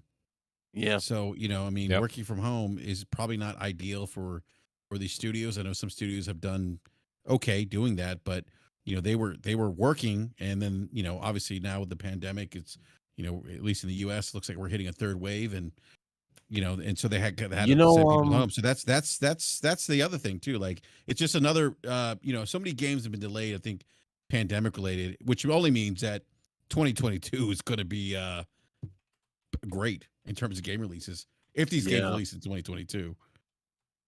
I gotta say, go ahead. The biggest sign that this was probably going to happen, though, is when we got a 10-minute showcase of the gameplay, and they didn't even give you a release date. Right, that was pretty much right there. Because remember, everybody was wondering what exactly could you possibly show at the next show for this. Because they was like, what exactly can you show for this? More gameplay, and then say release date? Nah, that was real sketchy that they did not release the release date. But did they say they were trying or something like that? I could be paraphrasing here, but I thought they kind of gave the impression that they were working as hard as they can to get this game to get the launch. Yeah, That made me. They did make that point. Okay, that made me think. Okay, they're basically managing our expectations, saying, you know what, if this thing may not launch at fall, so that if it's delayed, no one's kind of surprised. So I'm not surprised by this at all. I gotta be honest. So I'm sorry, I'm not concerned with this delay at all. Like, I'm fine with it. I've always said a delayed game is better than a buggy game. So look, I mean, I know there's some people who are upset. I'm wondering, what do you want? You want to play a game that's got tons of bugs, potentially game breaking bugs, unfinished content, maybe not fully optimized. Like, that's a great point. No, you make so wait. So I want to just add something. So first of all, everything Slow-Mo just said, I think you go back many years ago, we all kind of felt differently about that. Now I don't think anybody would argue with what Slow-Mo just said. But I will say something that I will kind of counter with the situation where you have Halo Infinite coming out this fall, this holiday season. And Sony, Forte says they don't need to because they haven't. I do agree with Forte. Forte's got the history in his pocket to say that. I personally think that, here's what I feel. Sony's just one of those types of companies. They're like the Microsoft of old. I see them going out and maybe locking something down for a 3-6 month exclusive. I think they want to have something to combat and Halo. Maybe we'll see factions too. I don't know what it'll be, but listen. The reason I say that, Xbot, without really knowing, is that this just came about. So they may have thought that they were going to be able to get this thing out by holiday, and now they can't. So when you're going to make a deal last minute, sometimes you can't get the entirety of a locked time exclusive. Because with the wording them, aiming for and this and that, they've known at least that there was a decent chance that this might be delayed. So when it comes down to it, they've had more than enough time to kind of configure what they're doing. The only thing I 3 to 6 month exclusivity. That's the thing that I was like, right. That's but I wouldn't like it if Xbox did it. I wouldn't like if PlayStation did it. Nintendo, of course, they do their own thing, so it's whatever. They all do that stuff. I mean, they all do Stalker it. 2, but that's a 3-month exclusive. I mean, that doesn't really excite me or anything. I'm not saying no, Xbox. It's not for your It's not for your excitement or my excitement. It's the point of the matter just to have something slapped on the box that says, this is exclusive this holiday. I don't know if I would see that Sony would still want to have something like that. And I'm asking the question. I'm not saying they need to. I'm asking, do they? They already do have some timed exclusive content. Kn1ght Bridge of Spirits is which got delayed. Well, but that's not September, pushing. But that's still something. That's before the holidays. Slow-Mo, do you think that's going to make September release? Yeah, right. It's a more interesting game than Horizon. Nah. Hey, Slow-Mo. I don't know. That, Kev? Release, I think it will. I think it will. Let me ask you guys I have this. zero interest if it wasn't in playing coming Forbidden out, West. I then didn't even finish the first one. I didn't either, but I'm just on a scale of magnitude is why I say that. Let me ask you this, guys. What is this allure? I mean, I get it at the retail level. You want to get your more eyes on your games and stuff like that. I understand why some games like Call of Duty do it, and a lot of people like to release their games around the holiday. Right. But what is this allure that you feel like a game they have to have something for the holidays for you to buy? What is this allure? Because, I think it goes around, what it is ahead, with the holidays, around Christmas time and stuff like that. People who wouldn't normally spend money on this stuff are spending it for their loved ones, for their of course their kids, family members, stuff like that. So they want to have something out there that's going to entice those consumers that don't usually go near that area. Forte. Spider-Man was one of the best-selling games of 2018, and they released 3 months before the holiday. Forte, everybody goes to McDonald's for nuggets and a burger. Why do they still have to put the cheap little toy in the Happy Meal? But why do they have to put the cheap little toy in the Happy Meal? The kid still wants McDonald's. So my point being, right? Because my kids want the cheap little toy. What I'm saying is, of course they do, but they also want the chicken nuggets and the French fries. I feel like that's why I think they want to have the console with the game. Listen, the allure of the game. The allure of the holidays is having a system in your house. That's the reason. Listen, you gotta have something to play on it. We gotta stop with that mentality. No, there's a whole section of games to play on. Well, new. Listen, no. A game. We are living in the "What have you done for me lately" Forte. No. Demon Souls is new to a person that don't have a PlayStation 5. You sound like NBC. You sound like NBC in syndication. Go ahead. Guess what? All of those games are going. Guess what? Grand Theft Auto top the charts no matter what month it is. But guess what? Madden always is number 1 or number 2. The new one is everything. No, listen. Madden comes out in August every year. Yeah. And guess what happens during the holidays when it releases 3 months later? It's always number 1. You've got a good listen. No matter what, there's always a good argument. There's always a good argument during the holidays for you to take advantage. Go ahead, Brap. Can I chime in real quick? I think to Forte's point here, I think this probably applies more so now in the pandemic. FOMO. Right. People are going to buy these consoles, I think, especially this year. Yeah. Regardless if there's a, first party exclusive because of FOMO. Like FOMO is real. As soon as PlayStation it is real. Forte, you probably see this every day at your work. You guys get PS5s in, they're gone in 30 minutes. Get Xbox Series X in, they may be gone in 2 days. You know, I mean, I think you get Xbox Series S's in, they're still there. No, they're actually gone. That was shaky. What happened to the hardcore Xbox gamer now with the Xbox Series S slander? Crap done quit. He done flipped on us again. But FOMO that's shaky. Let me tell you something. FOMO is the exclusive this year. It is. I want to add a little bit to this too. Go ahead. I don't trust Phil Spencer, but he did say last year that the first year holiday isn't important. It's the most important one to get exclusive content out is that first full year holiday, which is this one. So which is why they have Halo and Forza. I mean, let's just be real. That's huge. Well, Sony needs to have something, in my opinion. I think they have to have something. We're not going to say that it's not important. Maybe it's factions. Maybe they'll have factions, or something. I don't know. I just feel like Sony has had a track record of saying that their games do well. Even like Horizon was in the top 4 games sold the year it came out during the holidays, and it came out earlier in the year. I want to throw out something that make a point that I think being a good game has something to do with it, though. Are we trying to say that Sony don't have good games? So I'm saying they do. I'm saying they do, but I'm also pointing out that you look at something like Ratchet and Clank. I think 1.1 million is good, but that game, yeah, it is, and I think that sales are pretty good. But if you maybe release that a little bit more towards the holiday, I think maybe it sells a little bit better. It doesn't matter with PlayStation. I think it's going to sell. People are going to buy PlayStation regardless. They're going to buy PlayStation regardless because it's the popular brand. Sony at this point cannot lose. Right. They've proven it over 25 years. I don't know. PlayStation lost? I don't know. When is PlayStation lost? Listen, I understand. Even at their worst, they broke even. Listen, I get it. They broke even with the PS3, but coming off the PS2 to that, I mean, they lost so much money that generation. Well, they lost because they tried to go out and tell people to buy a second job. They came out and told them to do what I'm saying. If you look at the messaging was bad.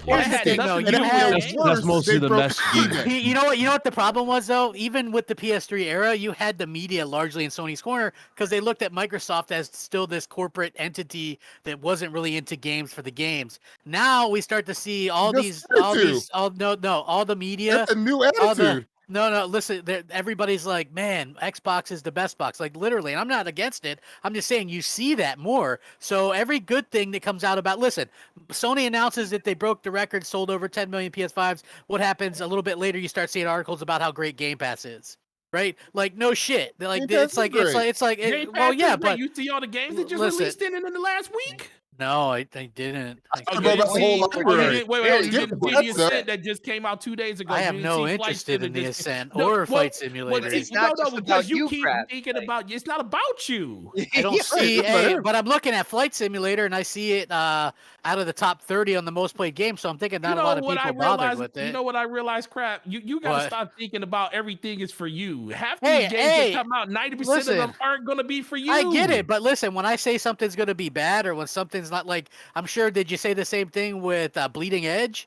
And I'm like, hey, that game's trash. I had no opinion on Bleeding Edge because it was a game that I wasn't interested in. Exactly. But you what I'm saying is, coming out here telling people the game was what I'm trash saying is, yeah, but you have. I've never said don't play it. I said it doesn't make sense to release it. You know, have those developers work on. Release it. Why would you?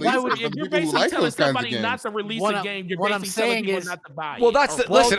Nobody did buy it. That's the thing. I mean, you guys are making an argument to say, and I completely do understand you're saying, but what Crap's saying is that, like, you know, there are games where people just don't, not every game's going to sell top 10, right?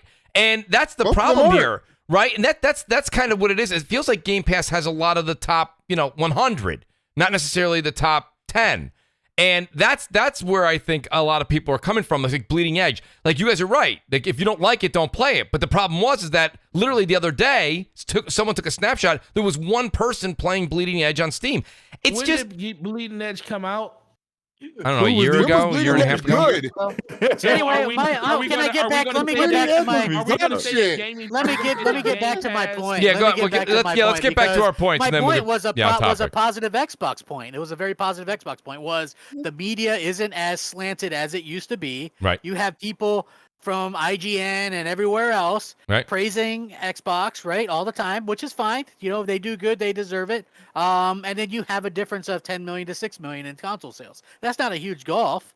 You know, I mean, it's definitely a bit of a separation there. But when you talk about having a Halo and a Forza coming out versus possibly nothing coming out on the back end of the holiday season, and then you have the bad news coming out that seems like it comes out from Sony, like, okay, they're partnered with Activision and Call of Duty. Is that going to affect them later on this year? Who knows, right? Like, maybe people don't want to be aligned with that because of the allegations there. So, and then Microsoft, doesn't have that. They're aligned with Battlefield. So, it's like these little tiny things that start to add up. It's not like one big thing like the Xbox One was, where they just totally blew it on one show, right? And everybody's like, fuck Xbox. Like, Sony's doing these little things that are kind of rocks piling up on each other, trying to build something, and it could just fall, to me anyway. Like, and I think PlayStation, they lose? Probably not. But is it potential for Xbox to really make waves this holiday season, especially if they can keep up with demand? I think that's something that could happen, and then also I think Sony, whereas Xbox fans already have the unfortunate news and kind of have that settled in an expectation that they don't have any exclusive. Nothing on Xbox is exclusive, right? So they already know that. On the Sony side, that's still a new thing now, where every good piece of news they release is followed by some kind of PC bullshit where, oh, well, you know what, this game, basically it's on a time limit from the time it releases to how soon is it going to get the PC, right? Like, so you still have, yeah, no, wrong with that. You basically still have, well, I guess that's depends on your opinion, but you basically have, some of the PlayStation fans, and some people just go, well, what's the difference? Again, and I'll stick by this. There's never been a point in time where you get every Xbox exclusive and every PlayStation exclusive on PC. And if you don't think that could have potential negative impact on console sales, you're crazy. So are you going to build a PC when that happens? It's not going to have this dire Let me ask you a question impact on though. sales. Crap, are you going to buy? Are you going to build a PC when this happens? Well, I would say if they were day and date, I would have no problem doing something like, because you're already paying so much money to get both these consoles, right? Right. And they're basically, this is what happens. You lose, like Xbox used to be able to have a game where it would be, you could jump in and play it and play against other console people with no problem. Now it's like there's so few consoles that this was mainly an issue, especially with Xbox One, where you had to do PC crossplay. And even stuff like Halo, you can't disable PC crossplay. No. Right? So it's like Gears the same as thing well. with Warzone. Yeah, St. Gears, Warzone. None of those gives you the option to disable PC crossplay. There's this input. It's input. Well, that doesn't matter to me. I mean, how long before people start using hacks and aimbots? You know what I'm saying? Like doesn't. I mean, that what stops people from doing that stuff now today? They are hooked up to their console. There's a way they're blocking that though. When you see people, I can tell you right now. How many people have been banned on PC games over the past year? Wait, how can you literally in one breath say they're blocking stuff and then in the next breath say that? I'm saying they're blocking it on console. He said console. I'm saying they built in to block the XIM on console. I played against people that literally use Zims on console. I think it's substantially less. Yes, versus the millions of people getting banned on like there's like 500,000 people got banned on like Warzone, or 100,000 people got banned on Warzone. That's what I'm saying. Those are massive numbers. There's been over 1 million people. Yeah, you're making it seem like every console over 1 million PC person is going to be detrimental to the PC. And that's the thing. It's not over a million on Apex. But what I'm saying is they could have a negative impact on it. And what I'm saying is it definitely can draw away from it. Whereas like on PlayStation, they tend to have such a big install base that you don't have to do search for games with, like, you can actually disable that, right? Like with Warzone, with all those games. How many multiplayer games does PlayStation really make in the first place? Right. Well, they're making a change right now. They are. Well, they are. Listen, they've got quite an investment in this. They definitely been generation. Doing more investments for multiplayer. Like for me, I'll tell you what. Like I'm looking forward to Factions very much so because I enjoyed the first one. I thought it was people don't give that game enough love. Like at the time, Factions is an amazing. It was such a different. It was such a Love different thing, right? So I'm really looking forward to that because it's different than your typical like shooter. Right, like it's a thinking kind of game, like multiplayer game. I wish they didn't wait this long to make it a thing. I mean, they had success right from the get go. I don't understand why they waited. So I think like when it comes to stuff like that, but I'm just more or less even just talking about like third party stuff. PlayStation's the only one that doesn't like force that crossplay stuff on you right now. And my fear is, they don't force it on you because they want the developers to pay to actually have it done. Right. If they pay that's not necessarily true. The reason why they do it on Xbox, and they say, is because there's not enough people on Xbox alone to fill out these rooms to play these games. On the PlayStation side, there is. So, I mean, I think that's the difference as well. And also, if you are like Sony makes up, the largest portion of Fortnite. I mean, like you said that's not necessarily true. It absolutely is true. There's proof of the documentation of the whole equation, algorithm, whatever the hell you want to call it, of what they're charging these publishers. But we don't know. We don't know how far that goes. Just PvP games, because with Borderlands 3, 2K told Gearbox, "Nah, fam, we not paying the money," and so that's why the crossplay is not on for a PvE game. That's why the crossplay is not on PlayStation for everything else. But I'm sure they're not sweating that though. I mean, and on top of that, Xbox not being able to fill lobbies, it's not like they haven't sold millions of consoles. Right, you make it seem like they got 2 consoles in the corner store. Right. I mean, with Xbox One, they sell. Xbox One sells 41 million consoles, but I mean, it's not like 41 million people can't find a lobby for a game. What? That doesn't just because you sell. Well, wait a minute, guys. You're kind of using numbers for your argument, but to be honest with you, Gears, it was very difficult to find an actual lobby. There's no one's really playing Gears 5. I was playing Gears 5 up until a couple months ago. But as Forte said, Kev, it's not about you. So the thing about it is that you're playing it, but don't use their own argugents against them. Right. I was going to say, we all say this stuff, but like he's not necessarily, Crap's not wrong in what he's saying. I understand where Slow-Mo's coming from with that documentation that came out. That is true. PlayStation is charging. They're saying we are going to charge you for those. Too. If I'm bringing 50% of the people, you're damn right. Right. But I mean, it would, I don't know. I think it's a case-by-case basis, guys. This is not just a simple Crap's right or Kev's right. It's kind of a case-by-case basis. With Gears, they're clearly not going to cut off the PC gamer because they need butts in the seats. You know, they need butts in the seats, and that's just the way it is. I wouldn't blame Microsoft. If we were all sitting at that head table, we'd probably do the same thing. So I can't really blame them in that fact. They have to keep that game up and running. It's one of their franchises, one of their larger franchises. I have a couple super chats here I want to get to. Well, they turned off crossplay because there was like 200 people playing on the PC. Right. You know what I mean? Yeah. Well, I was about to make that point. Like, I don't think PC players are making up that difference. Well, they was also only playing on the Windows Store, the most infamous platform that people don't want to play on. It's on Steam. It's on Steam. It's on Steam. No, it was on Steam day one. No, I'm saying when they turned it off, initially it wasn't on Steam, and then they turned it back on. Gears 5 was on Steam day one. It launched on Steam. It was on Steam day one. It was on Steam day one. It was the first game they launched on Steam. You're right. The largest amount of players they had on Steam was 13,000. Yeah, you're right about that. Yes. Yeah. Well, shout out real quick to After His Passion. He says, I'm here for Slow-Mo and Forte. Best tandem in gaming. Make sure Mooch gives you both a raise. You know what? After His Passion, I'm paying them both in kitchenware. They're both getting mugs. So I hope that's, I don't know.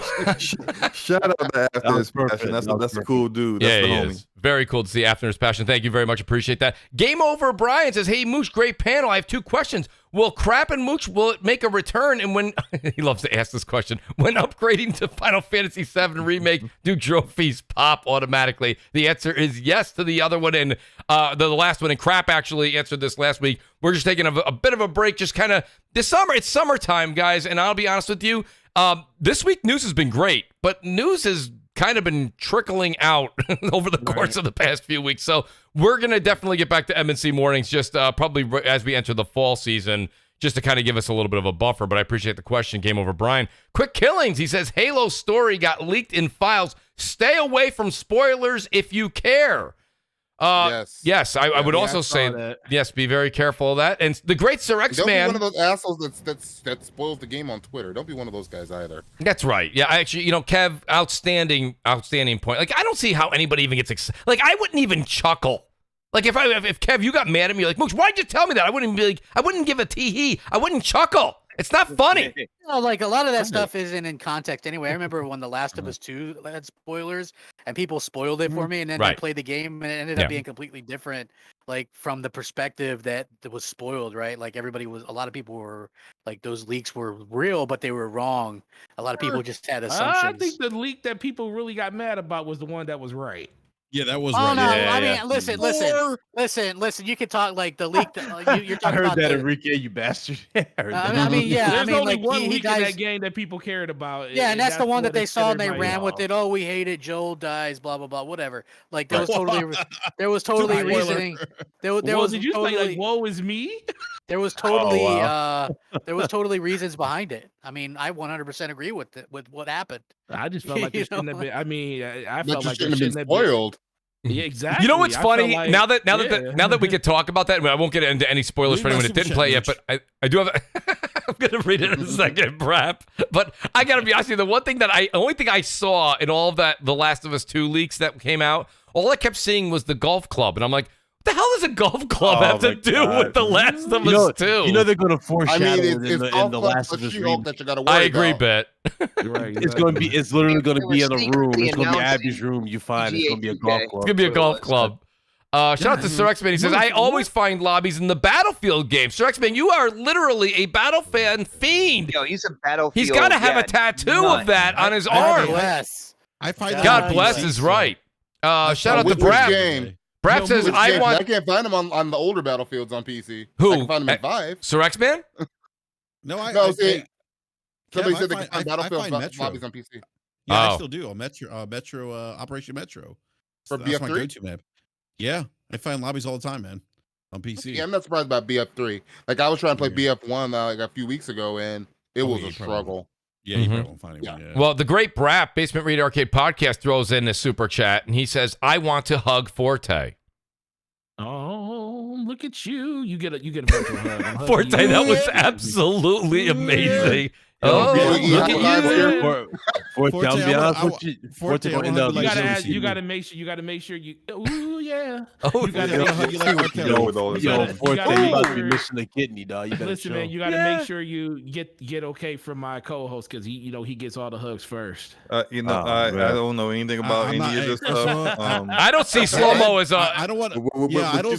He's not a big hug guy. Let me tell you something. Slow-mo doesn't strike me as a hugger. Slow-mo strikes me as a guy that I like might pound fists with, and that's probably he might bear hug you to death or something like that. Yeah, but at a 6'4" you try to hug Slow-mo, you get a back slap. That's all. You get a back slap. You take Slow-mo to hug you, comes in for a chokehold. He went up with Slow-mo trying to give him a hug, and he backslapped him. Exactly. That's where the avatar came from. What do you got, Forte? So I'm looking at this amazing I love that avatar. gameplay It's amazing. Yes. I'm looking at this amazing I'm gameplay. I'm waiting for you to join me. Listen, man. First of all, what sensitivity are you playing on? Mooch, I might have to I believe it's.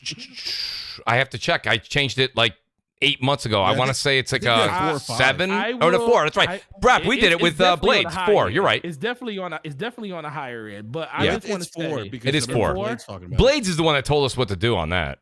Okay, well, shout out to Delirium Blades. Changed it, yeah. I've never changed it since Blades set up all my PC setup for all my graphics, my controls, everything, resolution, so I can get the best maximum output. I average somewhere around. Well, this is on Xbox, but on PC, I generally play at about 110 frames. I'm usually able to get it at, but I bring the resolution down. Hey, Mooch, the reason I bring that up. Go ahead. The reason I bring this up is because, I watch a lot of people, like, as much as I don't play Warzone, I do watch some streamers play it. That's all I watch. I will. Like I can definitely tell from the way that you move around. Your movement is impeccable in this game, bro. But dude, I say this all the time. Forte, coming from you, that is an amazing. That is an amazing compliment coming from you, buddy. But I got to be honest with you. I also have on my edit room floor some shit around. No, I'm serious, man. I'm looking at like I like the way you're getting highlight reels, Slow-mo. Yeah, it's good, man. Mooch has come a long way because he used to play PUBG with me and my friends, and he'd always be the first one out. Absolutely. And you crap. Remember when I was the only one of all of us that ever played Blackout. I couldn't get anyone to play Blackout with me. And I was like, I love this. And I know that there's the whole thing, but I absolutely love Warzone. And I just can't stop playing it. You guys see, anyone who follows me, follow me. It's Mooch on Xbox. I'm playing this game probably 70% of my week. And me and Kev were talking. We only get a good 15 hours a week to game. This is what I play. I genuinely find it to be the most fun. And it's a me problem. You know what's interesting, Mooch, is that when the pandemic hit, yes, we played this game a lot. I remember it was me, you, and Blades because we're all in lockdown. Absolutely. And we had a nice we had a good rhythm going. Like we were top 10 on a bad night.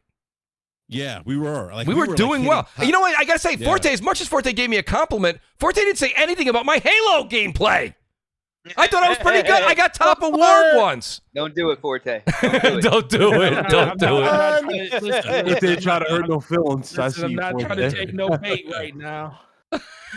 Call of Duty and Halo are two different animals, man. I mean, seriously, when I've been looking at it for the last couple of weeks and stuff, and every time I see it, I'm like, man, it's just looking at it, it looks good, man. I just wanted. I appreciate that. It looks good. Thank you, man. You look good. Yo, Sprap, why you always ruin my compliments? I don't know. Damn it. No. Saying. Shout out to Face23. Oh man. He says, "Why are people?" That's where we're going next. We're getting into the tools. Different type of tools. Different tools. Usually keys work for everything.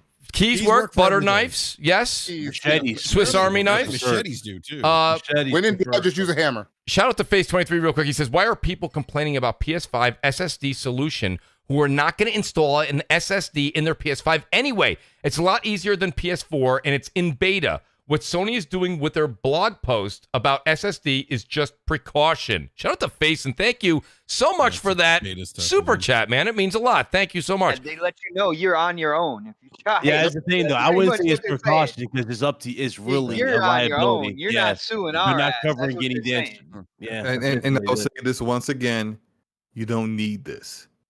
Uninstall your games, please. So, thank you, Slow-Mo. I mean, if you play Warzone, you might actually need that extra storage in a couple of weeks. Well, Kev's not wrong. Kev's not wrong. I got a question for Slow-Mo. Slow-Mo, you beat how many games last year? And 41.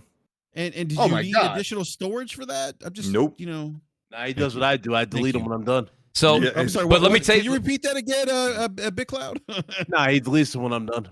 Let me say this much though. I do have to agree with what Kev said. And guys, don't throw tomatoes at me. You guys know this. I mentioned I took pictures of it. I put it all over Twitter. I was very fortunate. I was also one of those people that was extremely preemptive. It's the business we're all in, guys, doing what we do, and it's our passion. I have 2 PS5s, and I have to agree with Kev. The only reason that I'm able to have Warzone on one of my PS5s because I can't have it on both because it would eat up just too much.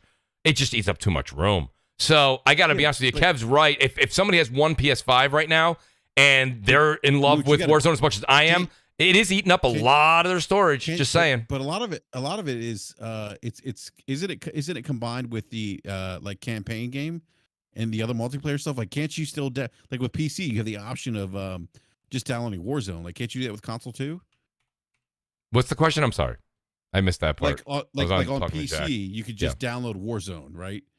Oh, you mean? You mean like basically? Yeah. I don't only want to play Warzone. I don't want to play campaign. Yeah, you don't have. But Warzone alone is still, I think, like 100 like gigs, isn't it? Or 90 gigs. Something like that, but that gives you what, like 500 something gigs left on your PlayStation 5, though. It's not a lot. I got to be honest, man. You put some. It's still games a lot on there, to take up. It is. Like, listen, there's no way around it. Like how I do it. Well, now I have I ordered a new one, a new solid state drive, but I also have borrowed one that I put in. It's a little bit slower than the recommended, but it works. Mm-hmm. But the thing was, I have some kind of issue with the update. Like my shit's black screen right now. So I don't know what the hell. Yeah, I don't know what the hell the deal is. But basically, what I was doing before that is I had a just regular USB 3 8 terabyte drive, and then I would just move stuff over. It takes a couple of minutes, but it's better than having to re-download everything. You know what I'm saying? Like I will. You can at least store your games there, and then move them back when you. That's move right. Things around when you want to. Right. Like, dude, I mean that's like how a great Avengers. option. Yeah. Avengers is like 100 gigs. If you have Call of Duty 300 gigs, it's like literally you only have room for 4 or 5 games. And person like me who has like almost 500 on PlayStation 4, PlayStation 5, 1100 on Xbox and Xbox Series X, you need extra space. You do. Like I know it's like, oh, we'll just uninstall it. 1100 games on Xbox. Do you need all 1100 of those games downloaded? Sure. I never know what I want to play. Well, wait a minute. So wait, Slow-Mo, wait, let me defend. You're not playing Rise. No. Oh, I uninstalled Rise. You don't need all these games and stuff. Crap. This is what you do. This is what all these guys do. It's almost like you're going through Netflix. You just browse and you just go through your little boxes. I still got that. I gotta finish that. That game too. You do. Look, you can look at all of that in your games I own folder. You don't need to be in your install. But sometimes, sometimes I'll play, like somebody will pass along an indie game and ask me to check it out, or you know what I'm saying, and I'll download it or what have you. That's cool. That's a 5-gig game. Or I could tell you this right now, right? Like I got years ago, Xbox One did this weird sale on like all the Resident Evil games for $20. Remember? Yeah, I got that too. Like every single game. Yeah. I missed that sale. I'm not even a Resident Evil fan, and I was like, I missed it. Exactly, and I got it, and I thought to myself, I'm gonna go through all of those games back to back to back. It still hasn't happened, but I have them all downloaded just in case. Crap, those games are so old that like all of them combined is like 30 gigs. Yeah, I mean, listen, like well, wait a minute, guys. I think crap, you're missing the point that you've made a number of times on MNC. You've said it on this show. The thing that the guys may not know on the panel tonight is Crap's internet speed is like atrociously slow. So okay, you got third world country speed. Yes, that's fine. That's fine, right? Slow-mo. That's the answer. Like you said, you got like an 8 terabyte hard drive. Just throw them bad boys on there and just move it back and forth, like you said you're doing. But what I'm saying is that like for having like if you look at it all like, why I need to buy a $200+ SSD that's the same speed as my internal for what? Like, I mean, I'll give you a good example of what happened with me, right? So I got the Mass Effect trilogy on Xbox because I wanted to play 120 frames. I downloaded. I didn't realize it didn't download all 3 games. So I beat the first one, ready to go on to the second one. It's like you got to download this shit. It took me almost 2 days to download the game, right? Like no, seriously, it does. It takes me forever to download stuff, which is why I tend to keep stuff. This is why I still buy physical some of the time. You know what I mean? Like it's just easier to just. Do you even get the upload same YouTube experience? videos? Hold on. Well, I can tell. He starts on Sunday. It's uploaded on Wednesday. Well, listen. Well, he does. Tell me how you upload 3 videos a day. Well, here's what I do. Right, it takes 2 to 2.5 hours per thing. You could I just leave it and then go about my day. Right, like so when I get up or whatever, you go to work. I click the upload one. Then by the time I come back, it's ready.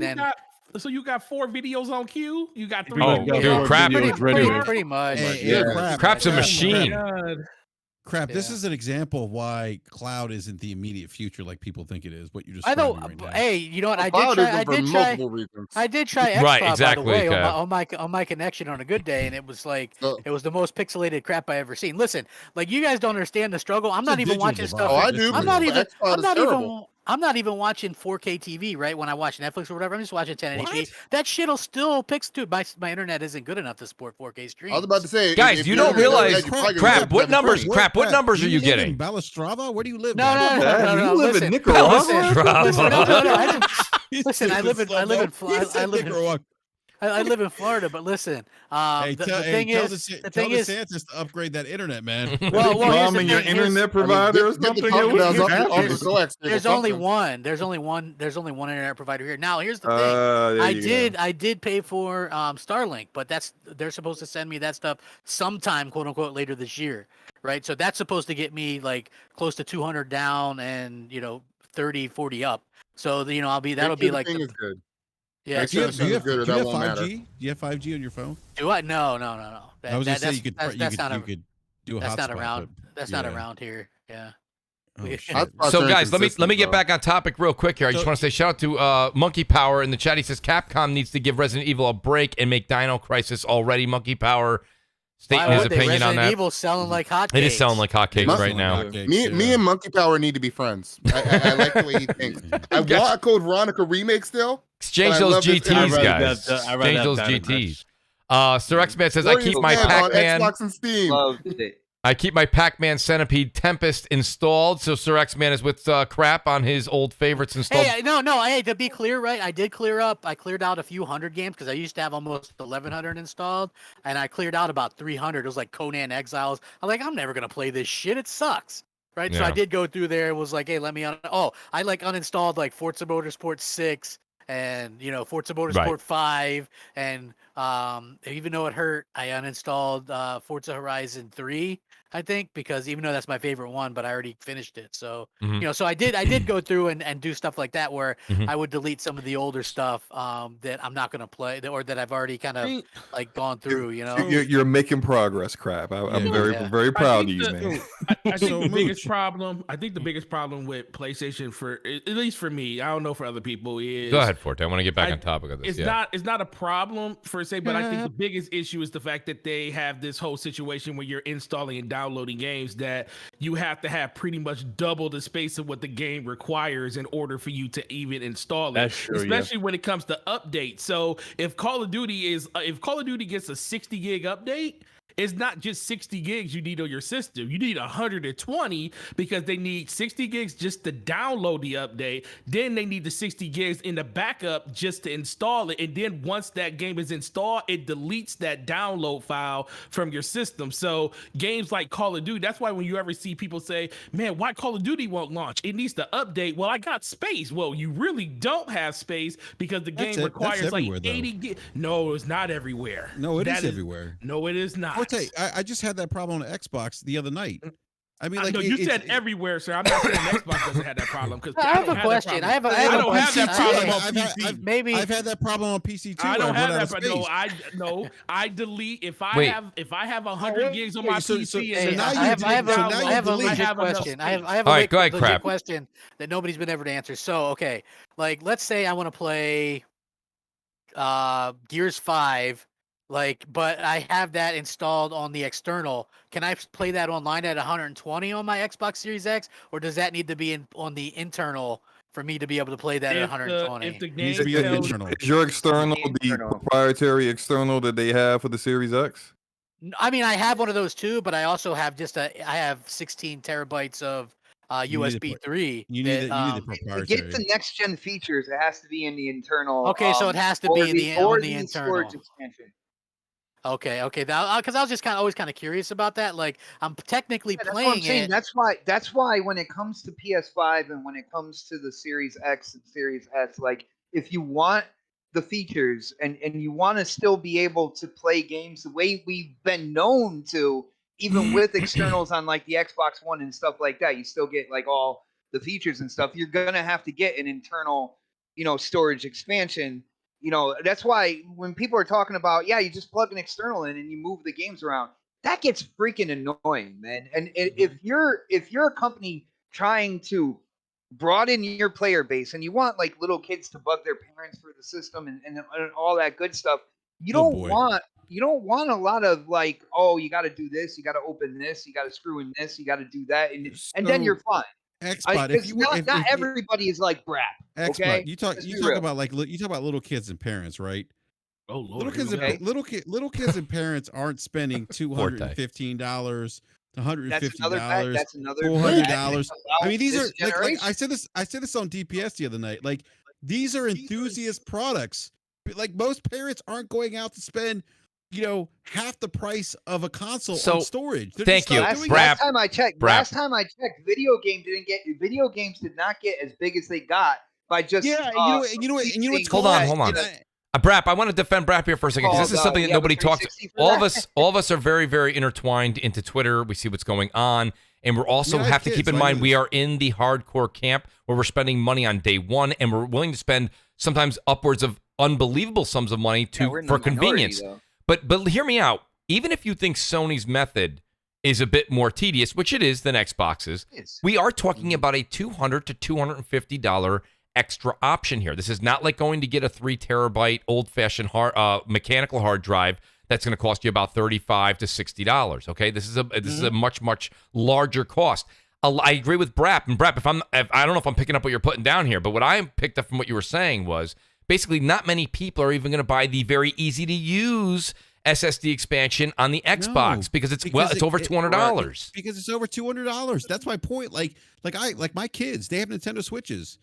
They're like, I need more memory. I'm like, for more storage space. I'm like, delete your games. I'm not for what? You're about to say for what? Hey, I'm not going to go out. I'm not going to go out and spend. Thank you. Yes. Exactly. I'm not going to go out and spend $70 on a micro SD because you don't delete games. Like, I'm not doing that. Like, honestly, it's a luxury item. It is. It's a luxury item at this point. Like, with this cost, yes. Yeah, it really is. I mean, and so like that's what I'm saying. Like the $200 price points for these things. But the thing is, what we've become accustomed to in previous generations now is behind a quote unquote luxury item that you're talking about. What we've gotten used to in terms of plugging in an external, plugging in, just a regular something to expand the memory, put the games on, and then play straight from there.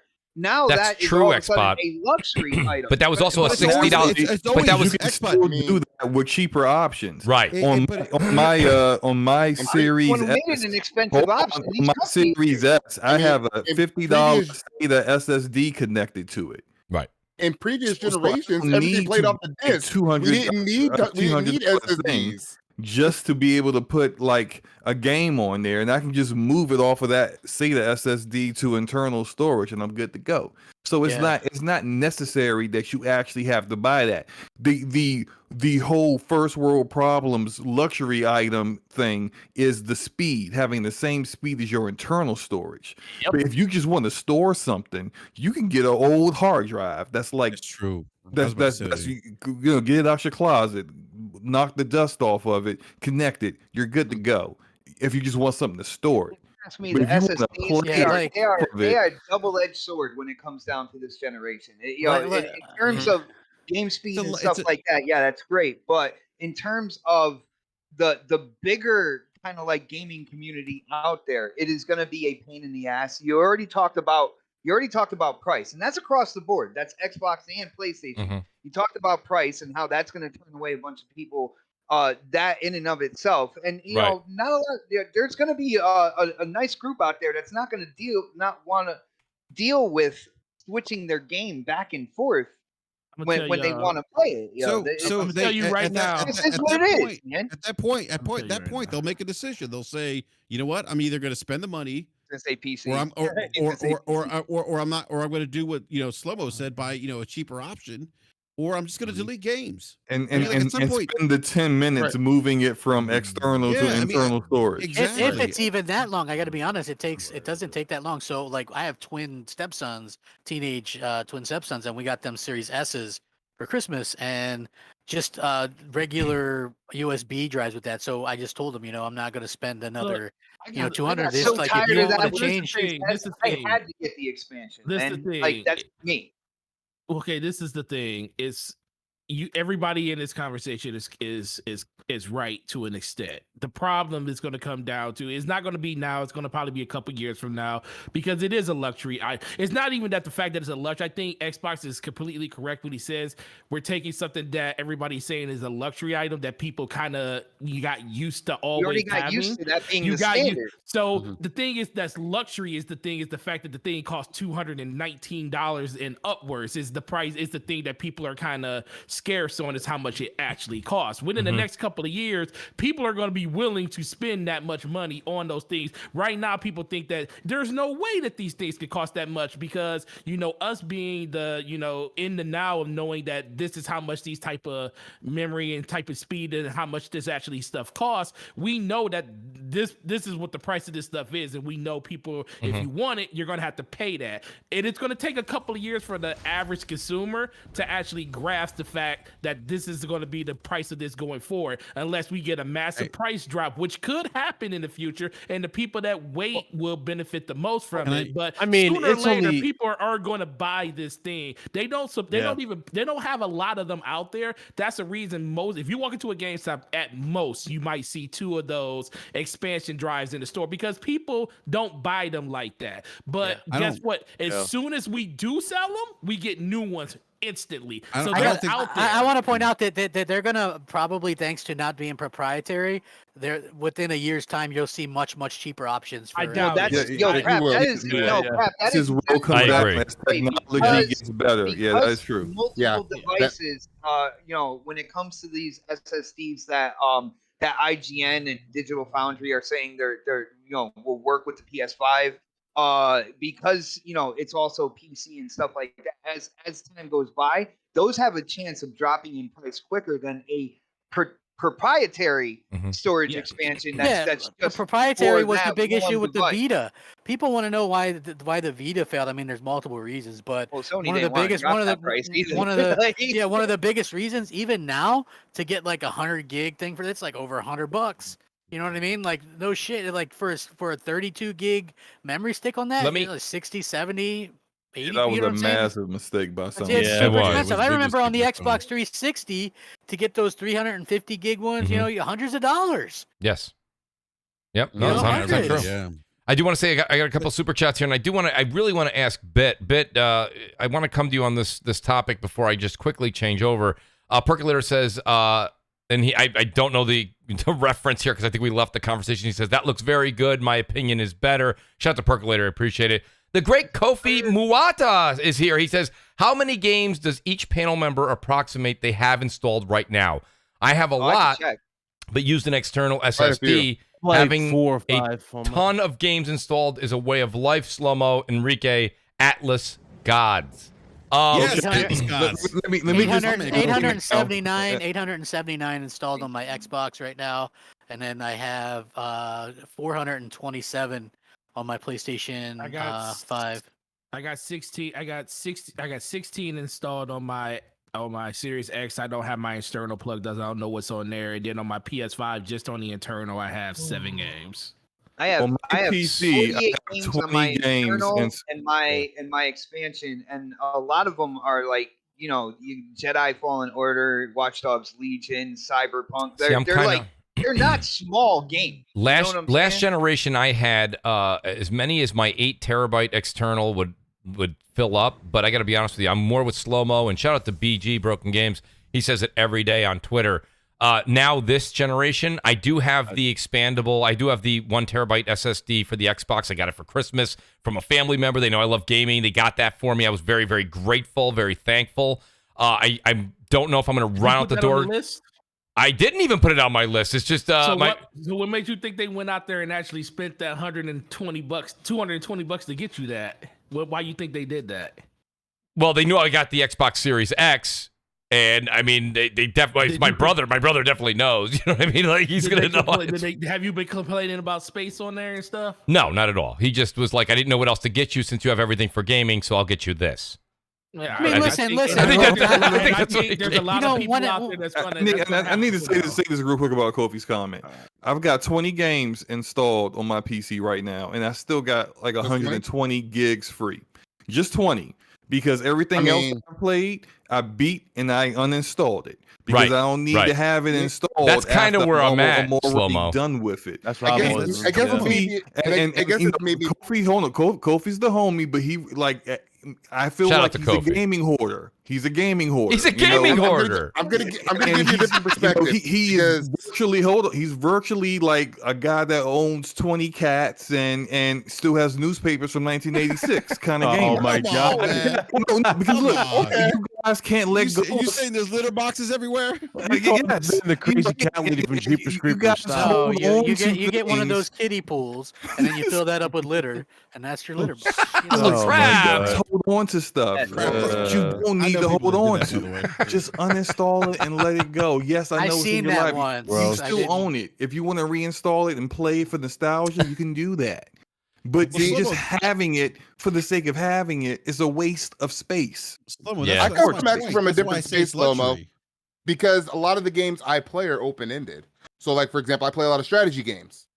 There's no real ending there. You just play matches. No excuse to hoard them, sir. I've had rogue companies. It ain't hoarding. It's just for over a year. I've got Master Chief Collection. I got my list. I got them in a row that I'm never going to uninstall. Games I'm never going to uninstall. Warframe, Master Chief Collection. They're going to stay there. That's fine. But that's not a 1 terabyte full of games. It's just not. It's not that many games that each gamer has that, I gotta have this because I keep playing this. That's cap. No, you don't keep playing it. You just want to have the thought in your mind, I'm going to play this eventually, but not today. And that is literally you every single day. Every time you sit down and look at your console or your PC or whatever you play on, you say, I'm going to play this game, and you don't. So stop lying to yourself. Stop. Listen, Slow-Mo, are you in? He's in psychology, I think. Slow-Mo, you should keep that installed. Forte. You don't. Forte. Get rid of the fire effects, and I want you to have a leather couch for DPS next week while Slow-Mo preaches to people. Slow-Mo. Jeff Grubb's he's coming. He's clapping back at you, man. What's Jeff say? Slow-Mo, he says some of us are ADHD garbage. Look, Jeff. Jeff is another guy. I might need to open the clinic. Give everyone an hour. I bring Jeff in. I'll let Jeff talk about his feelings, talk about why he can't let go of stuff, and I'll help him uninstall the game he's had installed since 2016 for no reason that he hasn't played yet. It's time to clean out the closet, is what Slow-Mo's saying. It's time to get rid of the things you're not wearing. That's right. I thought you were very reasonable rates. Mooch, I thought we were going to teach Brap how to use a screwdriver tonight. That's what I. Well, that's what I wanted to get into. I mean, we do have a couple of things here. Andy Hart, by the way, he says all Sony needs to do is be clear on what people need. Andy, don't let Andy get anywhere near a Sony studio by any chance. Andy, I don't think it's necessarily. I think the one thing you're discussing right now is that Sony hasn't released an Xbox. Was big on this earlier in one of the DMs I was in with him. He was very big, and I think the internet was as well, saying Sony needs to release an approved list of SSDs so it gives customers a warm and fuzzy. Yes. Sony said that they were beta. Sony said that they were testing this. They're putting out a beta, right? They said that they were the ones testing these. They did at the deep dive. Yeah, they did. All right, and now where is their list on what they tested? So this way, these testers, because they're going out on their own and they're putting a very rare console at risk if they do try this. Right? Only a screen. Can I? No, if it doesn't work, a screen comes up Xbox and just says it is not compatible. That's all. I'm just saying, they put a disclaimer out. We are not responsible here. Okay, but Xbox, that's legal. That's legal. Mumbo jumbo. Yeah, and that's every beta or alpha you ever sign up for will say the same thing. You know, Microsoft technically isn't to blame if you're in their preview program. They're not to blame if they brick your shit. Yeah, Microsoft actually says it. But my point, but that's what I'm a good saying. point, like, Crap. People read that and were like, "Oh my god, they don't know what they're doing, and this is crazy." They said that they were testing SSDs and they were going to tell people exactly which ones. When it goes public, right now. When it goes public, they'll probably have a list up. They actually did test. They actually did test, and this is how we arrived to the specs that they recommended. Like they didn't just pull the specs out of their ass. Like not what they said though. No, that's not what they said. They're telling you that these are the specs that you need that are for the console. They have to be PlayStation certified. That they were going through and testing SSD. There is one official. There's only one official right now. Come on, bro. There's only one official one right now. Okay. Okay, but look, but what I'm saying is it's in beta right now. Okay, they just said, hey, you know what? This is the recommended specs. This is what you need in order for to put in the PlayStation 5, right?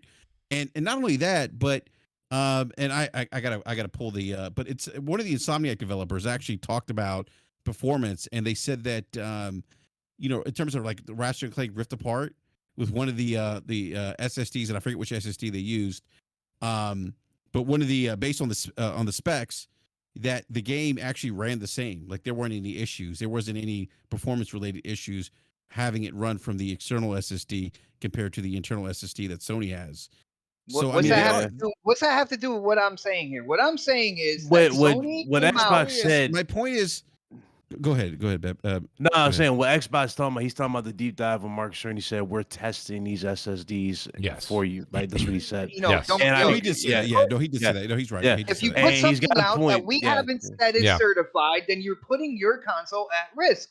Like you could use other ones. You kind of are, because dudes are like earlier today. Dudes like, oh, I can buy this $200 SSD, and I'm like, it has to meet the requirements of the PS5. It has to meet the requirements. I would not recommend running out right now. We talked about this before, Enrique. Remember the heat sinks? Those are the main ones you have to pretty much look out for the PS5. Right. You really want to. Those are the ones you need. Yeah, no, you're right. Yeah, because you need the high quality ones, because those are right there. And then that's the thing too. Those ones right there are the most expensive, especially if you want bigger storage. So you can't go with the cheap route and get a sticky on this to help smooth out this whole thing. Where are they to give the information? They said that they were testing these SSDs. They said that they were going to tell you guys exactly which SSDs were compatible. Where are they to give people a little more direction on their product? Xbox, you're not wrong in asking for that, but we all know that Sony, Sony's never been as transparent. If they didn't say that, I wouldn't be asking for it. Which is bad. They haven't been transparent on that, because everybody's been asking for info on that for the longest. No, I'm not defending them. I'm saying this is just the way that this corporation is. They're not. Oh yeah, I know. Yeah. Right? There's nothing here shocking anybody. I don't think it's shocking many anyways. But I do think Sony should do their due diligence. And give a list. Go ahead. And Xbox, I didn't realize you were talking about Mark Cerny, and that he did say that, and in that regard, it leaves the impression that they were going to have a list of approved SSDs for people to pick from. Mm-hmm. Yeah. In that regard, if they're going to do that, they probably should have more likely. Let me point something out to the people in the chat. More likely though, they probably won't have an update for this until after that revision for the PS5 comes out. To be honest, because remember, that's been the big thing too. Yeah. Listen, like you see people like Biggie Butters. He says, shouldn't this have already been figured out by Sony? I thought Mark Cerny was a genius. Like, listen, wasn't there a whole tool issue with the Series X? And isn't that so? But hold on, I'm trying to do something and say something. Let me finish. Okay. So what I'm saying is, you have the tools where you got to wait for that shit because they waited to get RDNA 2, right? Sony has this state-of-the-art solid-state drive. Mm-hmm. right? That they probably waited last minute to get. And so they're having that kind of thing where you got to take it apart. I would assume that in a couple years when they do a revision, they'll have something that you could just snap in there. Right. But until that point, you know, those that are early adopters, we got a little bit of pain in the ass. As someone who's not technical at all, it was a fucking breeze and took me a minute and a half to do. Yeah. So people that are complaining about it or whatever, like it literally is nothing. You can look up how to do it on YouTube. Yep. You can look it up. I put it's new super pan. simple. I ordered the D brands the matte black finish plates for my PS5s, and Yeah, I which looks absolutely great, by the love way. it. Thank you, crap. And I gotta be, you know how long it took me to do? Seconds. Each one just pops right off. Yep. New one pop right on. It was so easy. I hate to do this, man. I am Mooch. Yeah, You're gonna bet. love my new video. You're gonna love that new video, by the way. Oh, is that? Oh, Right, yo, yo, real quick. dude! If you're linking up with anybody that's doing any of that kind of stuff, I can't wait to see it, bet and Yo, support guys, it for you, buddy. I hate to do this. I am working a double tonight. I'm actually going over to GRG, so I gotta back out now, guys. I do. The great apologize about Xbot it. 448. Xbot, you did some great debating tonight, as you always do. Anyways, guys, go check out Xbot 448 everywhere on YouTube and Twitter, and he had his next podcast last night. But Xbot, go ahead and plug, buddy. Go ahead. Yeah, no doubt. Every Thursday night, 8 p.m. prime time is the next podcast. We are the home of white on white crime when it comes to gaming podcasts. You don't know what I'm talking about. That's a little interesting. If you don't know what I'm talking about, you gotta tune in and check it out. It was absolutely insane last night. But other than that, you can find me anywhere. I use the same name, Xbot448. It has been a blast. I always have fun every Friday on CrossFire. Mooch, I'll be back again, man. Appreciate it, buddy. It's not saying when you're not here. We'll see you Later, hopefully Xbot. next week, Xbox. If not, it'll be the week after, buddy.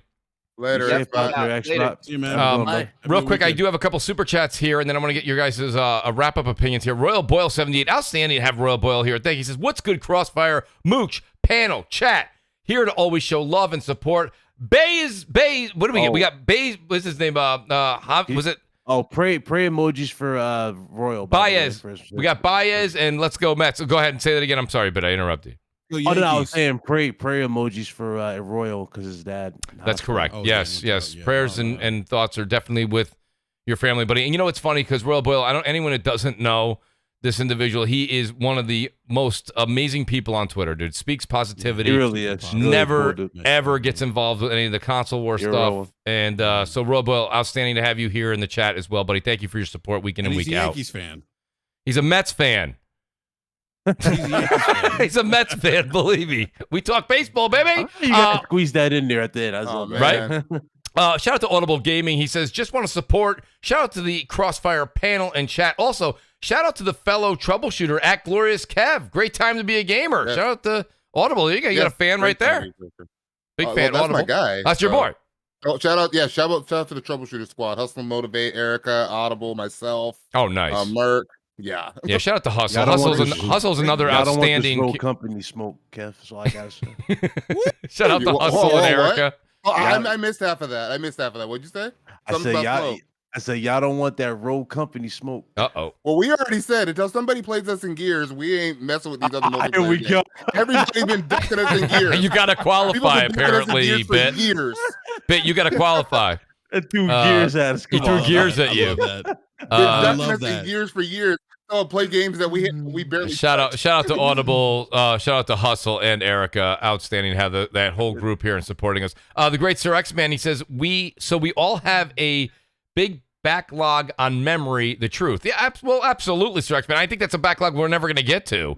Monkey Power says, I have a Series S. Deleting games is all I do, but it can hold more games than I thought. Well, Monkey Power. I want to add a God little bit bless to that you. while everybody was going. I couldn't. That's tough. That's actually my concern about the storage concern when everybody was going on about that. It's Series S. Series S is going to have a problem in a couple years because these games are only going to get bigger. Or this fall. Yeah, they don't have Maybe a even system it's to fall. play like Mark Think about it. Series If you're gonna crack and play- decompression. If you're playing Call of They don't Duty, Battlefield, and Halo, there goes your S. Oh, no one's worried about that. I mean, I have 2 terabytes of storage space on my PC. I'm good. Well, All NVMe. this. You don't have the time to play all those games consistently, so one of them got to Ooh. go. You need to make a Ooh. decision. I like where See, Slow-Mo's I'm going here. with it. This Slow-Mo, is which what- one's got to go? He's right though, because I'm gonna be no life in Total War when it comes out. Gamers Okay. don't So want he's to right. make hard decisions. Okay, so the great decision point. is that you don't like this game no more. So or for me, you bought this game on sale just because it was on sale. But if you really cared about the game, you would have bought it full price. So here's the issue. You know you're not going to play the game, but I might still jump back in that. My friends want to say they still want to play that. So I'm going to keep it installed. No, you're not going to play the game. Uninstall it. Let it go. Let it go. Let it go. Can I say something real quick? Yes, go ahead, bro. You know, Slow-Mo, I mean, all jokes aside, what you're describing it's true, because I've been that dude. Maybe my friends might play this game. I'm going to keep it there just in case on standby. And it never happens. So, but wait a minute. Slow-Mo made a good point on something else. I'm talking about from a skill level, not even a memory level, okay? Like, if you're going to buy Battlefield and you're going to buy Halo, or, I'm not talking about your money either, so it's not about Game Pass or anything like that. Halo, Battlefield, and Call of Duty, like, one of them's got to go. You are not going to, I promise you are not going to be proficient in all three. They have different fighting styles. Right.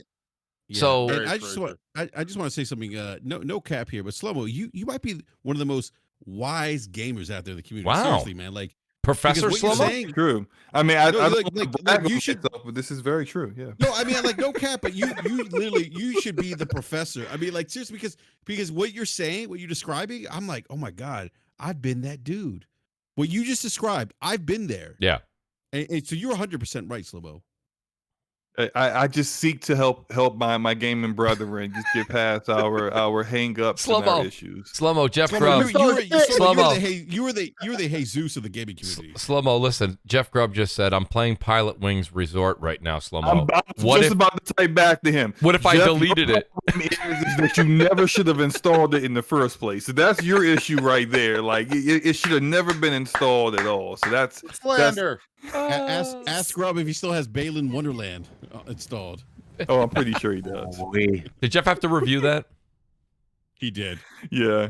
Poor guy. Yeah. No one wanted that. God bless him for that. The great Slain Chilean, who's a Mooch Maniac family member, he says, great chat tonight. Great panel, showing some support. Slain Chilean, thank you so much. The great Sir X-Man's back. He says, I'm playing Battlefield on PC. 3060 Ti, baby, yes sir. Sir X-Man, if it, PC has great deals. So if you ever get a buy one get one free, don't forget the Mooch. So that being said, go ahead. Please, shout out to him for finding a 3060 Ti, because these is that like a unicorn? It's hard to find. It's like a unicorn, right? It's about as hard to find a graphics card as it is the PS5. Because people are using these things to get paid. This is true. Pretty much. The only Ti I can find is maybe harder, actually. You get off his room by selling one PS5. It's crazy. It is wild. It's a $300 graphics card that's going for like $1,200 regularly on eBay. I saw that. Yeah. Yeah. So shout out to him for finding the GPU. So I mean, that's amazing. I do want to ask one question, but if you've already you did chime in a bit, but you've done videos and I see you on Twitter when you're like, told you guys this is coming, this is what's happening. When you saw the whole thing that's going on with the internal SSD expansion cards and the way that Sony's attacking it versus, what's your overall consensus? I really wanted to get your take on it. I mean, I mean the whole thing. I'm talking about the pricing. I'm talking about the location. I'm talking about the installation. What's your overall take? So, so we all pretty much chimed in when we saw the Xbox solution to proprietary, right? But the thing about Xbox that we can't really front them for, or fault them for, is the fact that they had a solution out the gate. They were already ready to begin with. The thing about PlayStation, and I kind of already just figured this was going to be an issue because they were so quiet about it. They never mentioned this at all. And even when Mark Cerny said at the deep dive that we're going to fine tune and test everything out there, they still didn't give you the list. So the fact that they have a system now with this little beta program where you're pretty much the beta tester, not them, is just weird to me personally. It really is. It's like the worst message, because I already seen a lot of people say, I'm going to buy the $200 SSD. I'm going to get one from like Seagate, these super cheap ones. And it's like, bro, you can buy a cheap one, right? But it won't work. You need to buy the high quality one. Because remember, Mark Cerny said was saying that even in the deep dive, these newer ones to have heat sinks. These are the ones they recommend, especially because it's going to be in the that special compartment on the PS5. So when Right. you're going into this revision, because remember, that's the other thing that's been going around too, is this revision of the PS5.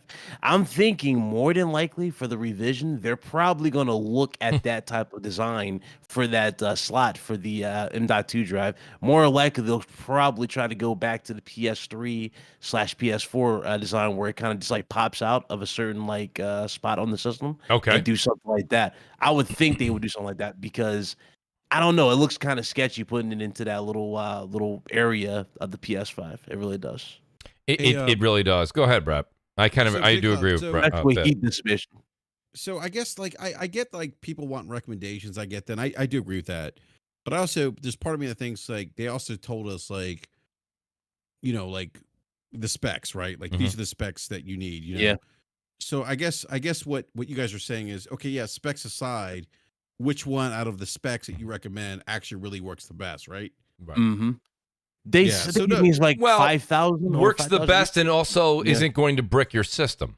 You know, that's the wording is weird. Sense. It's like works best, and then they said optimum, right? I think that's the one you want. You want the one that's the optimum efficient. You don't want the want optimum, one that, and even because that's kind of like a little cheap route, right? You go, oh, this just works, works fine. Versus, okay, this is the best you get, where you get the most out of it. You really want to get the most out of it because the last thing you want is just to screw up.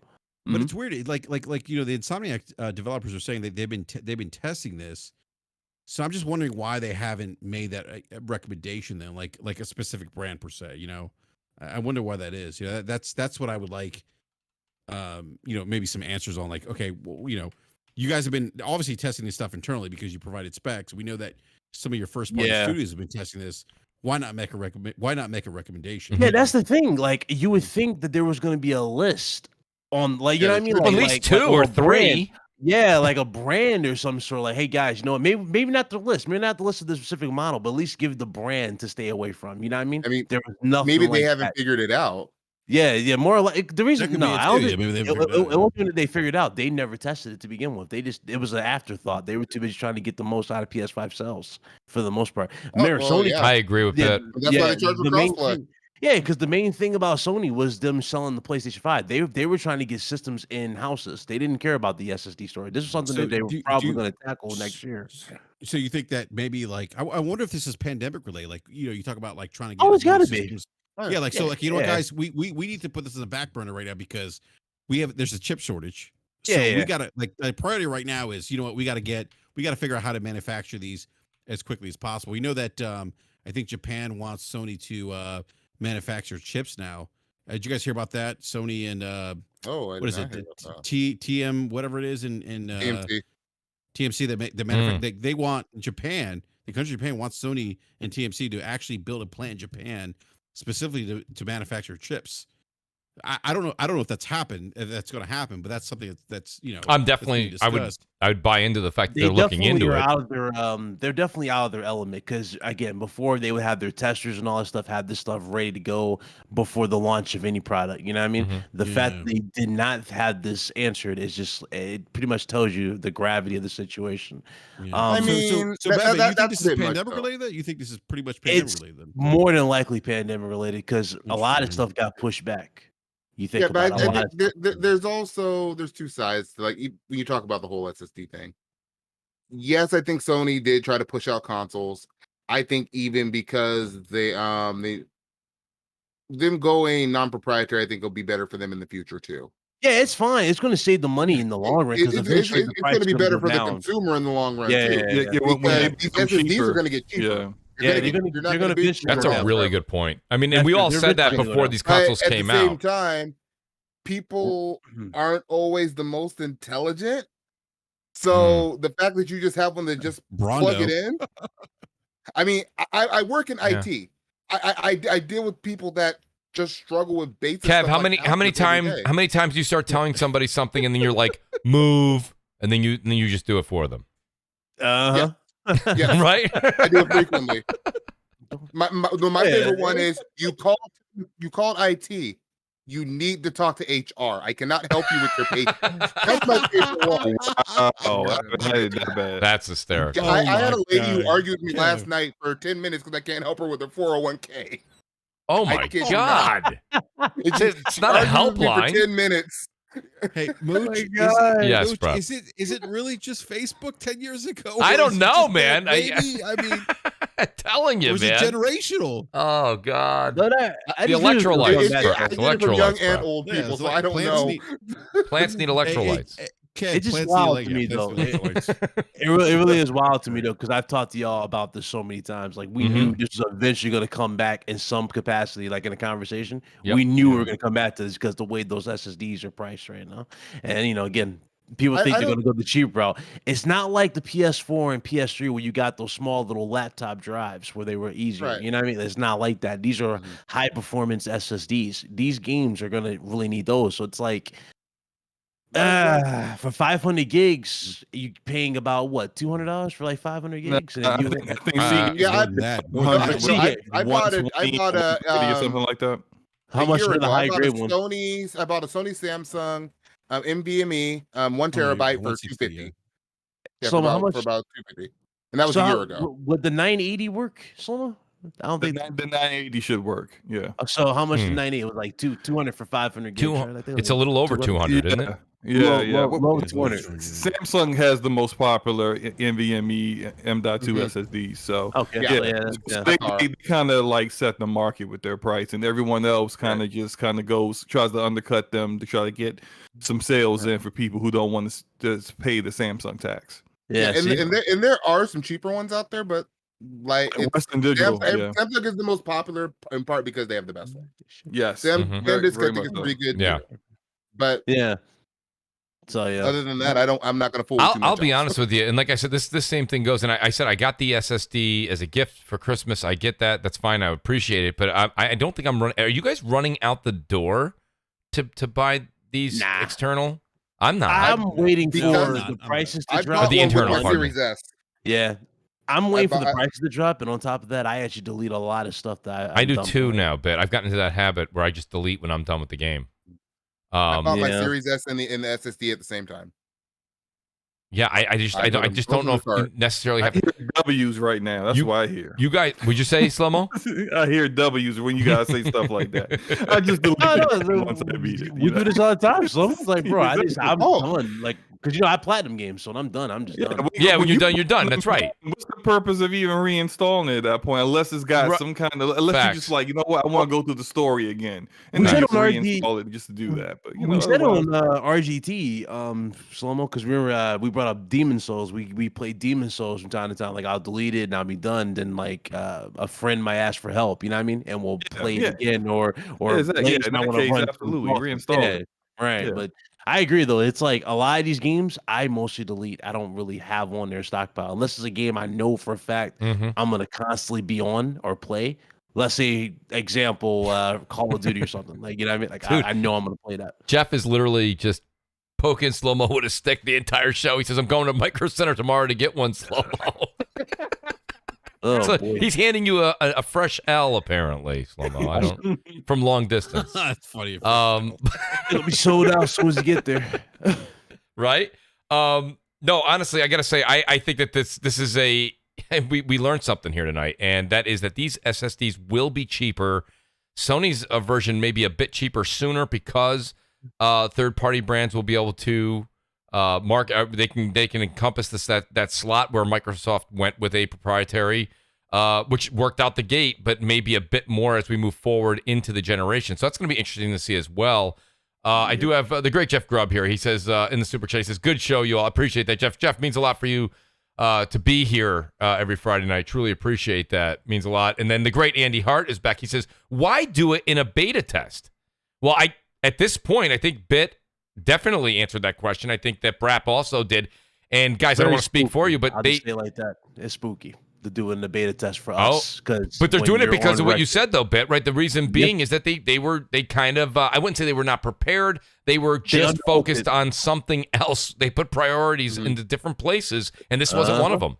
No, Mooch, you can say they weren't prepared because we didn't know this wasn't going to be available at launch of the PlayStation 5 until PlayStation 5 comes out and it's not available at launch. If you can't tell us that up front and be transparent with communication, then you weren't ready. You were not prepared. That's right. I mean, Hey, honestly, at the end of the day, this is all small fries. Like at the end of the generation, nobody's going to be talking about this. That's a fact. Yeah, very true. Yeah, eventually. And I can't remember who said it, but the reiteration of the PS5, whenever we get the mid-gen refresh, it's going to have some sort of an easier slot to access. And because there's been too much crying about removing a side panel. That's right. Well, on top of that is actually my one critique of Sony.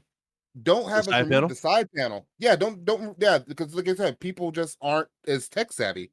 Have a little slot that's like literally right outside there. You want to panel, or even have it just like a little piece, like a little plastic piece. Just I'll be honest with you, Kev. I will say though, Kev, it is quite simple to take, but it is quite simple to take that panel off. It is. I've seen it tear down. It's not difficult. And I kind of bit my tongue earlier when we had these conversations before I actually got my D brands and I popped the panels off. I'm like, well, before I open my mouth and say that this is not a big deal, maybe I should do it before I speak. And I've done it now on both of them. And I got to be honest with you, it legitimately is one of the easiest things to do. And I think the internet makes a bigger thing of it than it really is. Hey, Mooch. I don't think an average intelligence person is going to have trouble with this. Let me say that. No, go ahead, brother. The problem is, I don't know. Apparently, the screwdriver is scary. Technology. That's why I'm here. I want to learn how to use a screwdriver. I'm telling you, dude, just use your keys. Kev will help you. And a hammer, it'll get you. It'll get you there. Use your keys, but don't ask me about your 401k. I can't help you with that. Call benefits. Use your keys. Why is my 401k? Why did it drop 20%? No, you know what though? Or you can buy a $75 iFixit kit, which I did. Which you can buy a hook. I mean, or you could just go to like Home Depot and buy like a $7 screwdriver. Oh, no, but it's funny. I asked the guy from Eurogamer to put out the article. You need a heat sink for the screwdriver to work though. Oh wow! Oh man! Wow! No, I actually asked the guy from Eurogamer. Needs to be a Verge video how to remove the side plates. I swear to God. Yeah. No, you actually do need a video for that. But no, I will cheer. I will cheer. What is that thing they got on YouTube now where you can applaud, or do you have a Mooch? Oh, you don't have Say it again. Mooch? What's that? You don't have the applaud. I think it's the applaud. Yeah, he doesn't have the applaud. I've seen it on your channel, Forte. I've seen it on there, my but channel. I don't even have it. What is it? Yeah. It's a button where people, like, if you put up a video that you actually produced and made, people, if they like the video, they can hit the applaud button and they can donate money. Saying basically, it's a thank you button now. That's what they changed it to. Thank you. Okay. Like a tip. Okay. Yeah. So it's like super chats for a video that people made. I was gonna say, what I was gonna say is for a person that whoever goes and makes a video about all the stuff that we just talked about when it comes to this SSD, I will go and applaud to their channel. Well, what if I can make one about installing the Xbox SSD? Does that count? No, it's got to be about that. You got to show. You got to. That's gonna be the shortest video in history. That's gonna be like that PS4. Hey, look, how do you share games? One of the most show videos is how do you share games. It certainly is. You know what? I was actually. And this is why I'm concerned about people installing that SSD, because they need to be shown how to share games. That's what I'm saying. So we need to go, you got to tell them where that screw goes, because I don't know if the screw comes with it. What side does the heat seat go on the SSD? I'm just saying, they need to know where to plug it in, too. They might mess around trying to plug it in a USB port on the Xbox. Yeah, you don't jam it in. You use the screwdriver to screw it in. Forte, you never jam it in. You never jam it in, Forte. We talking about things. Don't jam it in. And guess what? Don't pull. Another thing, don't pull the sticker off. You avoid your warranty. Don't pull the sticker off your SSD. What you got to tease it, Forte? You got to tease it. Forte, I got the first DPS T-shirt. Oh, what is it? Don't jam it in. Oh, that should be man! Yeah, on the back, you just put just tease it. There you go. Listen. You guys have an NSFW section of your clothing? Oh, not safe for work. Listen. Okay, wait. I already have somebody. I put a poll up on my channel asking about emotes and stuff. Matter of fact, I'll ask you guys because you know me and Slow Mo. You guys listen to DPS, but one person told me, you should put an emote of grass up. I was like, "Oh, that's pretty good. You should, yes, you should. Yes, I agree. A thing of grass, I should. Absolutely. But what do you guys think? Because me and Slow Mo, we've been thinking about it for a while. What do you guys think? Should be some good emotes for the channel when we do it. I'm wondering I think now. an emote should be slow-mo is always right. I don't know how you do that, but Yeah, good luck with that. I mean, that's that stuff. I agree with this. I'm fully behind that. It's almost like I'm drawing something up right now. And then you should have like a wooden spoon stirring, because that's what Forte does all the time. Stirring the pot. Oh, Yes. that's actually a really good one right there. So true. Got a bunch of Xbox and PlayStation controllers in a pot. There you go. Shout out to Jimmy Harrison. He says, God bless you guys. Great show. Jimmy, thank you, buddy. And God bless you. I appreciate you being here and all the great comments you make on Twitter. I appreciate that. See Fresh with a comment here that we're talking about before we wrap up. He says, it was harder to upgrade the internal HDD for the PS3, PS4. Sony made it easier to upgrade the PS5. I think we were saying that earlier, that it was some people feel the PS4 was harder. No, I actually, I don't know how they felt that was harder for PS4. no, actually, yeah. So I was It's talking to really easy. Yeah, it was So pretty it's easy. so I was talking My bad. Go ahead. I asked the guy from Eurogamer who wrote the article about the SSD installing it. And I said, okay, how difficult is this? He's like, it's really not that difficult. He's like, I said, well, how long does it take? He said 2 minutes to install it. He's like, I it's really saw easy. that, bro. Take it off. He's like, it's plug and play. It's like, it's just 2 minutes. He said it took 2 minutes, and that was him taking his sweet, you know what time. Yeah, Yeah. pretty much, yeah. With keys and all? Keys. Yes, with keys, yeah. Keys, Yes. everything is. Butter knife. Oh, man. Anything you like. Oh, knife, man. yeah. So he didn't have to tease it? No, okay. Land of Lakes, No. you know. Rammed it in. Land the Lakes. Just Oh, ran it God. in.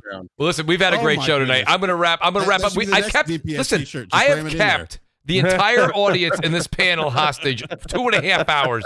These guys are fantastic. Rap They're t-shirt, professionals. I don't even know how they do it.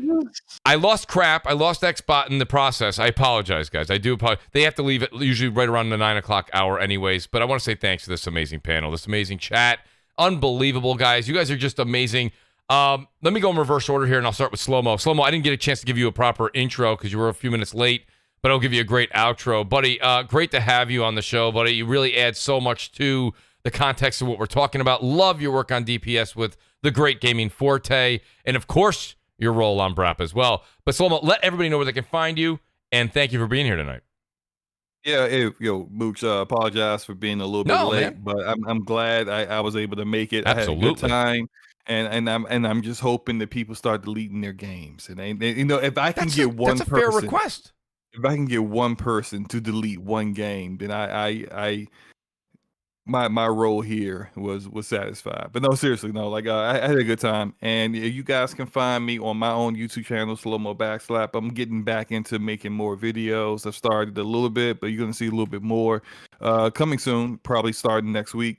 You can also find me more recently tomorrow on Scumcast with the Ash and Luca at 8 p.m. Eastern Standard Time with the Scumcast crew, Legion of Stump. I said Legion of Stump. You say Legion of Stump. I said Legion of Stump. I gotta call Luca right now. Legion of Scum. No, Legion of Scum. You about to get your phone call, Slow-Mo. I am not angry. I am not afraid. I said you're gonna get angry. And he's calling her out too. I really gotta call her. Oh, we got some. Oh yeah. Probably listening right. I said you're gonna get She angry. was in the chat earlier. She might be listening. She going. Yeah. Get her hair done. Slow-Mo up. Text him. It's like the Legion of what? Legion of kneecaps, just in case she come around the corner after me. It's all good. Oh, But no, no, what the heck is going on here, man? Nah, he said Legion of Stumps. Oh, Legion of Scum. Oh, he said Legion of Stumps. That's not what I heard.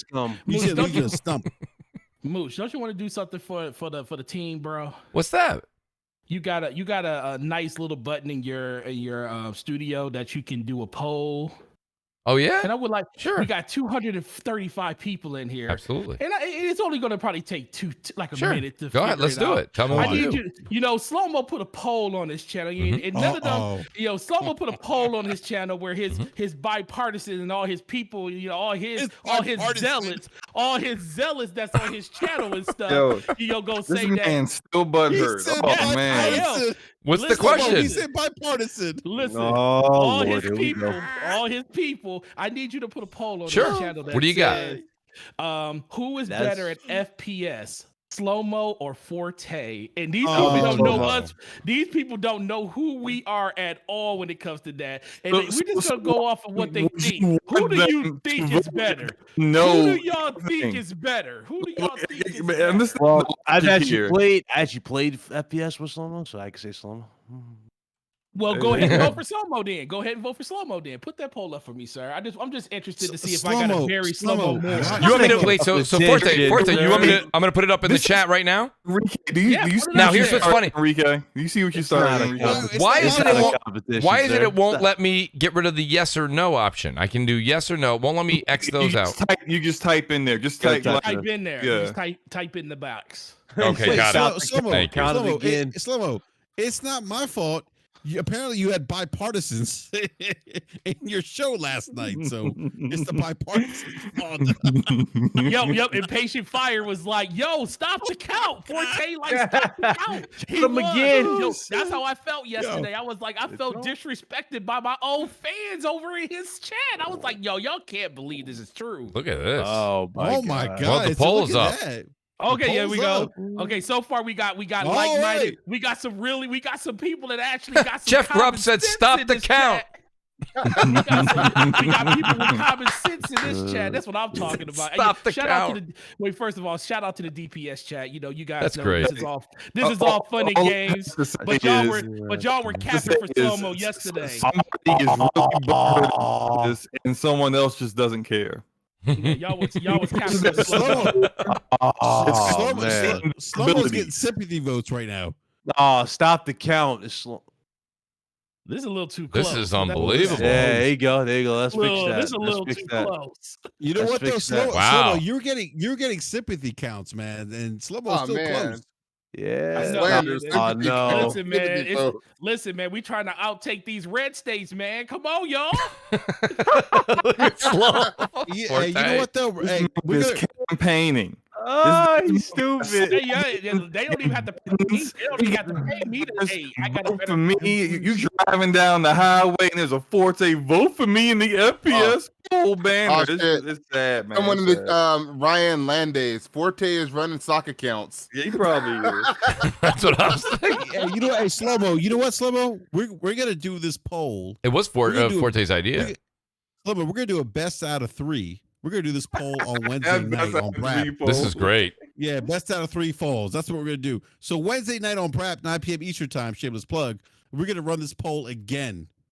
Best out of 3 wins. Yeah, I say we do it. You know what? We should have done this Forte at the beginning of the show. We should have. Let go literally the whole next week. I'm actually going to talk to everybody in the DM that's on CrossFire. We are going to do a poll per week. I love this. This is great. Oh, you didn't know about this? I did not know about the poll. Oh, man, I never even looked at it. I see it's actually staring at me. It's staring at me right in the face, and I didn't even pay any attention to it. Oh man! Ever since they implemented that about 3-4 weeks ago, I've been like, "Yo." Okay, it's only been 3 or 4 weeks then. Yeah, it's been 3 or 4 weeks. Okay, that's not bad. I thought you were gonna say 3 or 4 years. I'm like, man, if I've been asleep, I cannot have been asleep that long. I was like, no way. If Slow-mo wins this poll, Brap will give away a console. Oh Lord! Wow, what did you say? Now you know that is cap. You gotta be careful there. You better be careful. Yeah. I didn't say what console. He didn't say what console. So you're gonna get an Ouya? What you gonna give them a dusty PS1? You gonna get some like Super Nintendo Chinese knockoff. You gonna give them a dusty PS1? What you mean by that? You might get a Miko. Oh you my might God! Get a yellow NES in the podcast. Sergeant said, "Give me $20 PayPal for that vote." That's so great. Oh man, I love it. Shout out to Mooch. Thanks for doing that, Mooch. I feel you got it, man. You got no. We'll report it. Better place now before we finish up. Hey, it's not over, Forte. We're gonna do this vote again on Wednesday. We are doing it. You got to do it on Wednesday. You have to do it on Wednesday. Stop the count. Bit, shout out to BitCloud Gaming. Bit, dude, honestly, I can't say thank you enough for you being here tonight too as well, man. I know you bust your hump.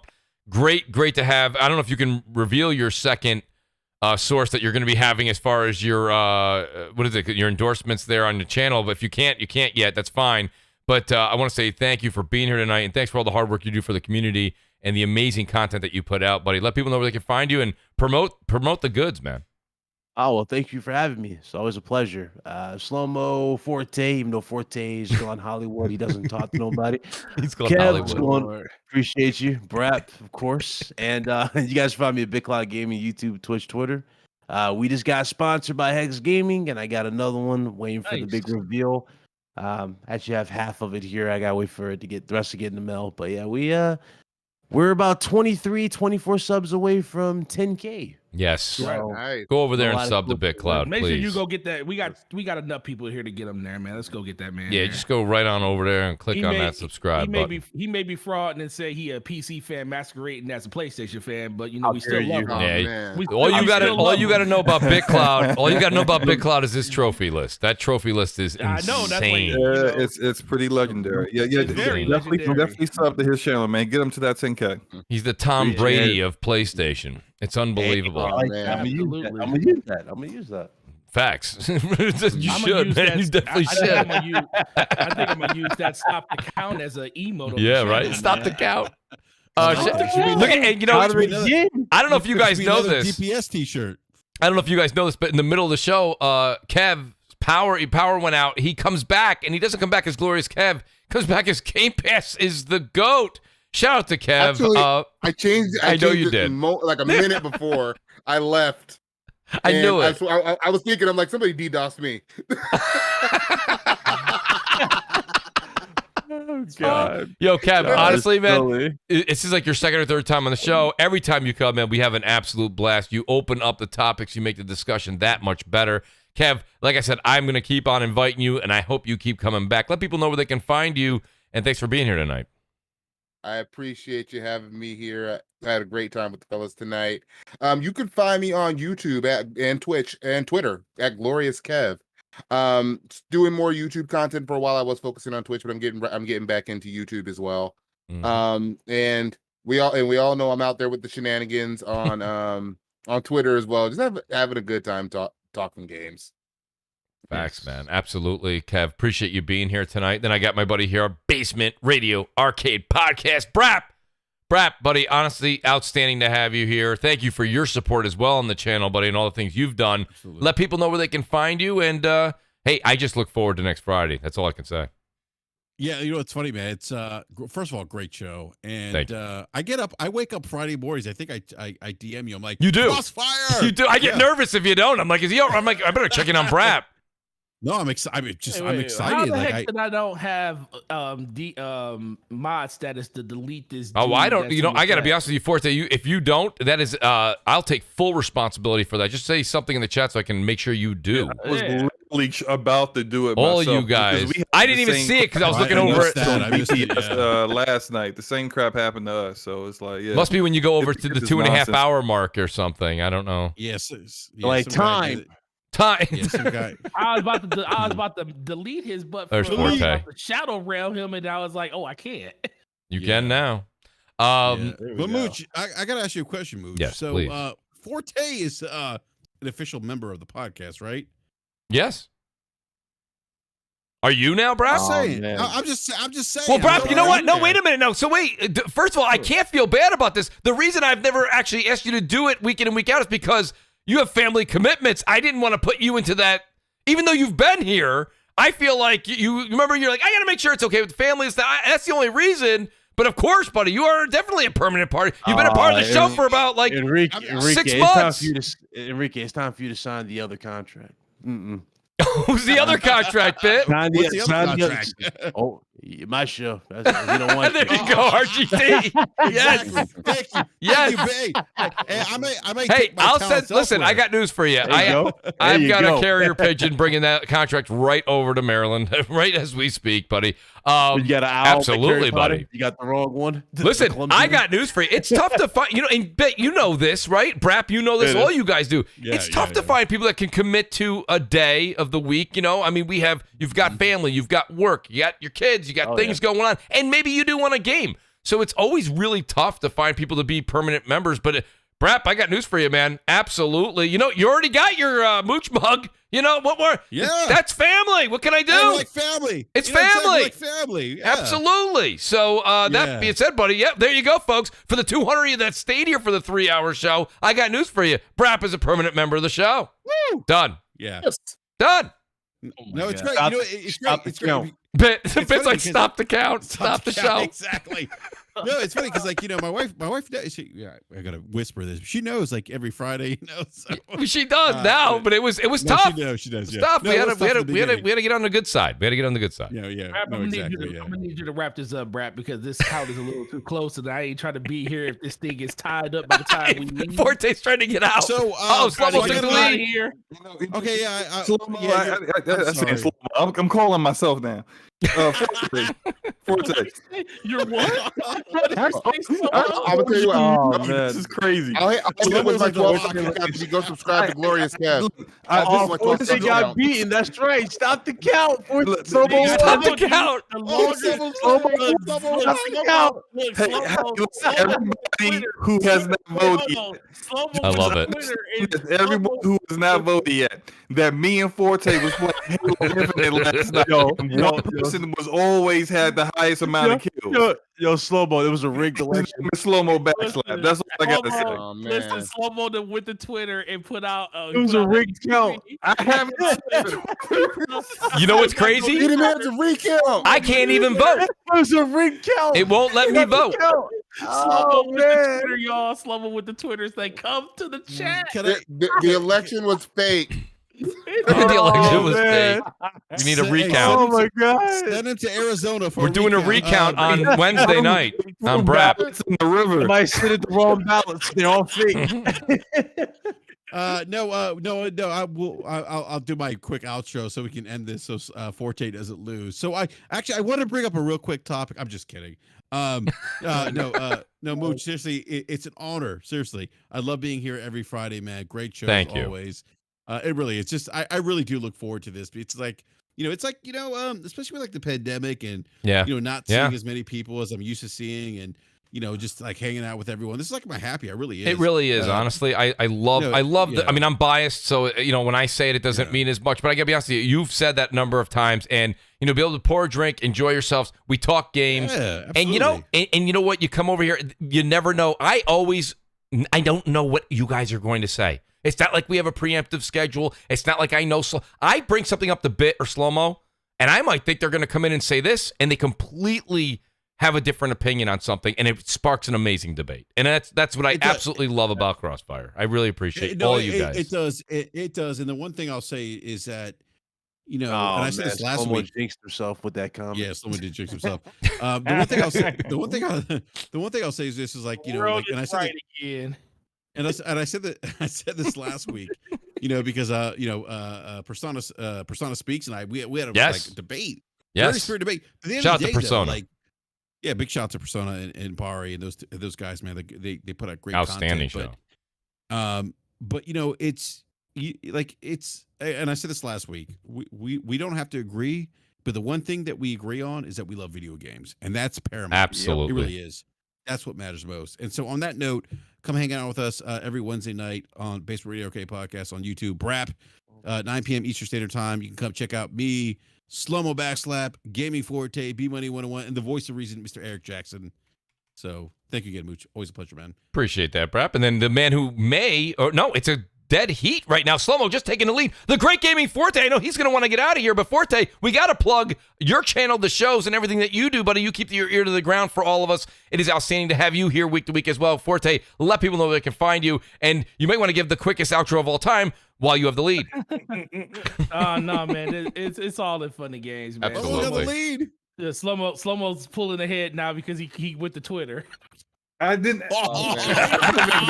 Twitter. Slow-mo with the Twitter. I'm disappointed that you didn't do the same, sir. I mean, come on, man. All is fair and love and war, right? Maybe people watched my Halo Infinite video from earlier today. I don't know. Maybe they saw the evidence of it. I don't know, man. Slow-mo, you were nice, by the way. I like how you were nice. Like, Slow-mo was coming around the corner shooting. And I'm like, yo, this dude's got, because most people wait to come around the corner and then shoot. Slow-mo was already shooting as he come around the corner. I know. I mean, unless you think that he got red boxes on the screen that he ain't showing, probably. Oh my, here we go. Oh my God.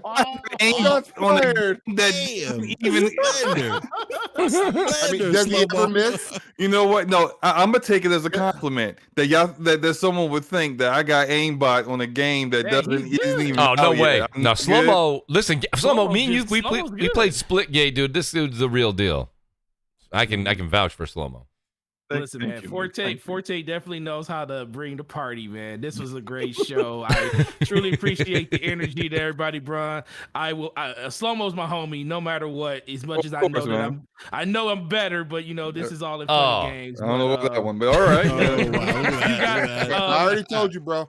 Go subscribe to Glorious Kev, and I will hit you with all my stock accounts with votes. Hurry! Oh my God! Guys, Gaming Forte everywhere: YouTube, Twitter, Xbox Live, PlayStation. Check us out on DPS Podcast. Great show yesterday with the homeboy Slow-Mo. Went over all the stuff we pretty much talked about today. But if you want to get our unfiltered opinions on it, go check that out. And we will be live next week, Thursday, 9 p.m. on my channel. And hope to see a lot of you guys there. Other than that, have a great gaming weekend. We'll see you guys next week. Appreciate that, Slow-Mo, or pardon me, Forte. And I got to be honest with you guys. In all honesty, I'm getting tweets right now that are saying people enjoyed tonight's show. I got to be.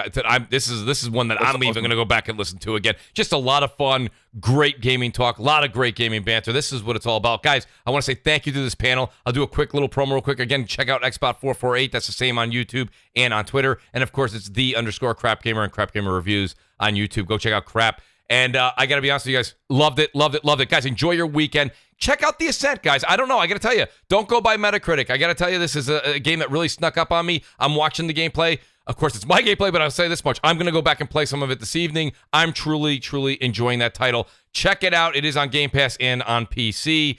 That being said, we will see you guys next Friday, 7 p.m. Eastern Time.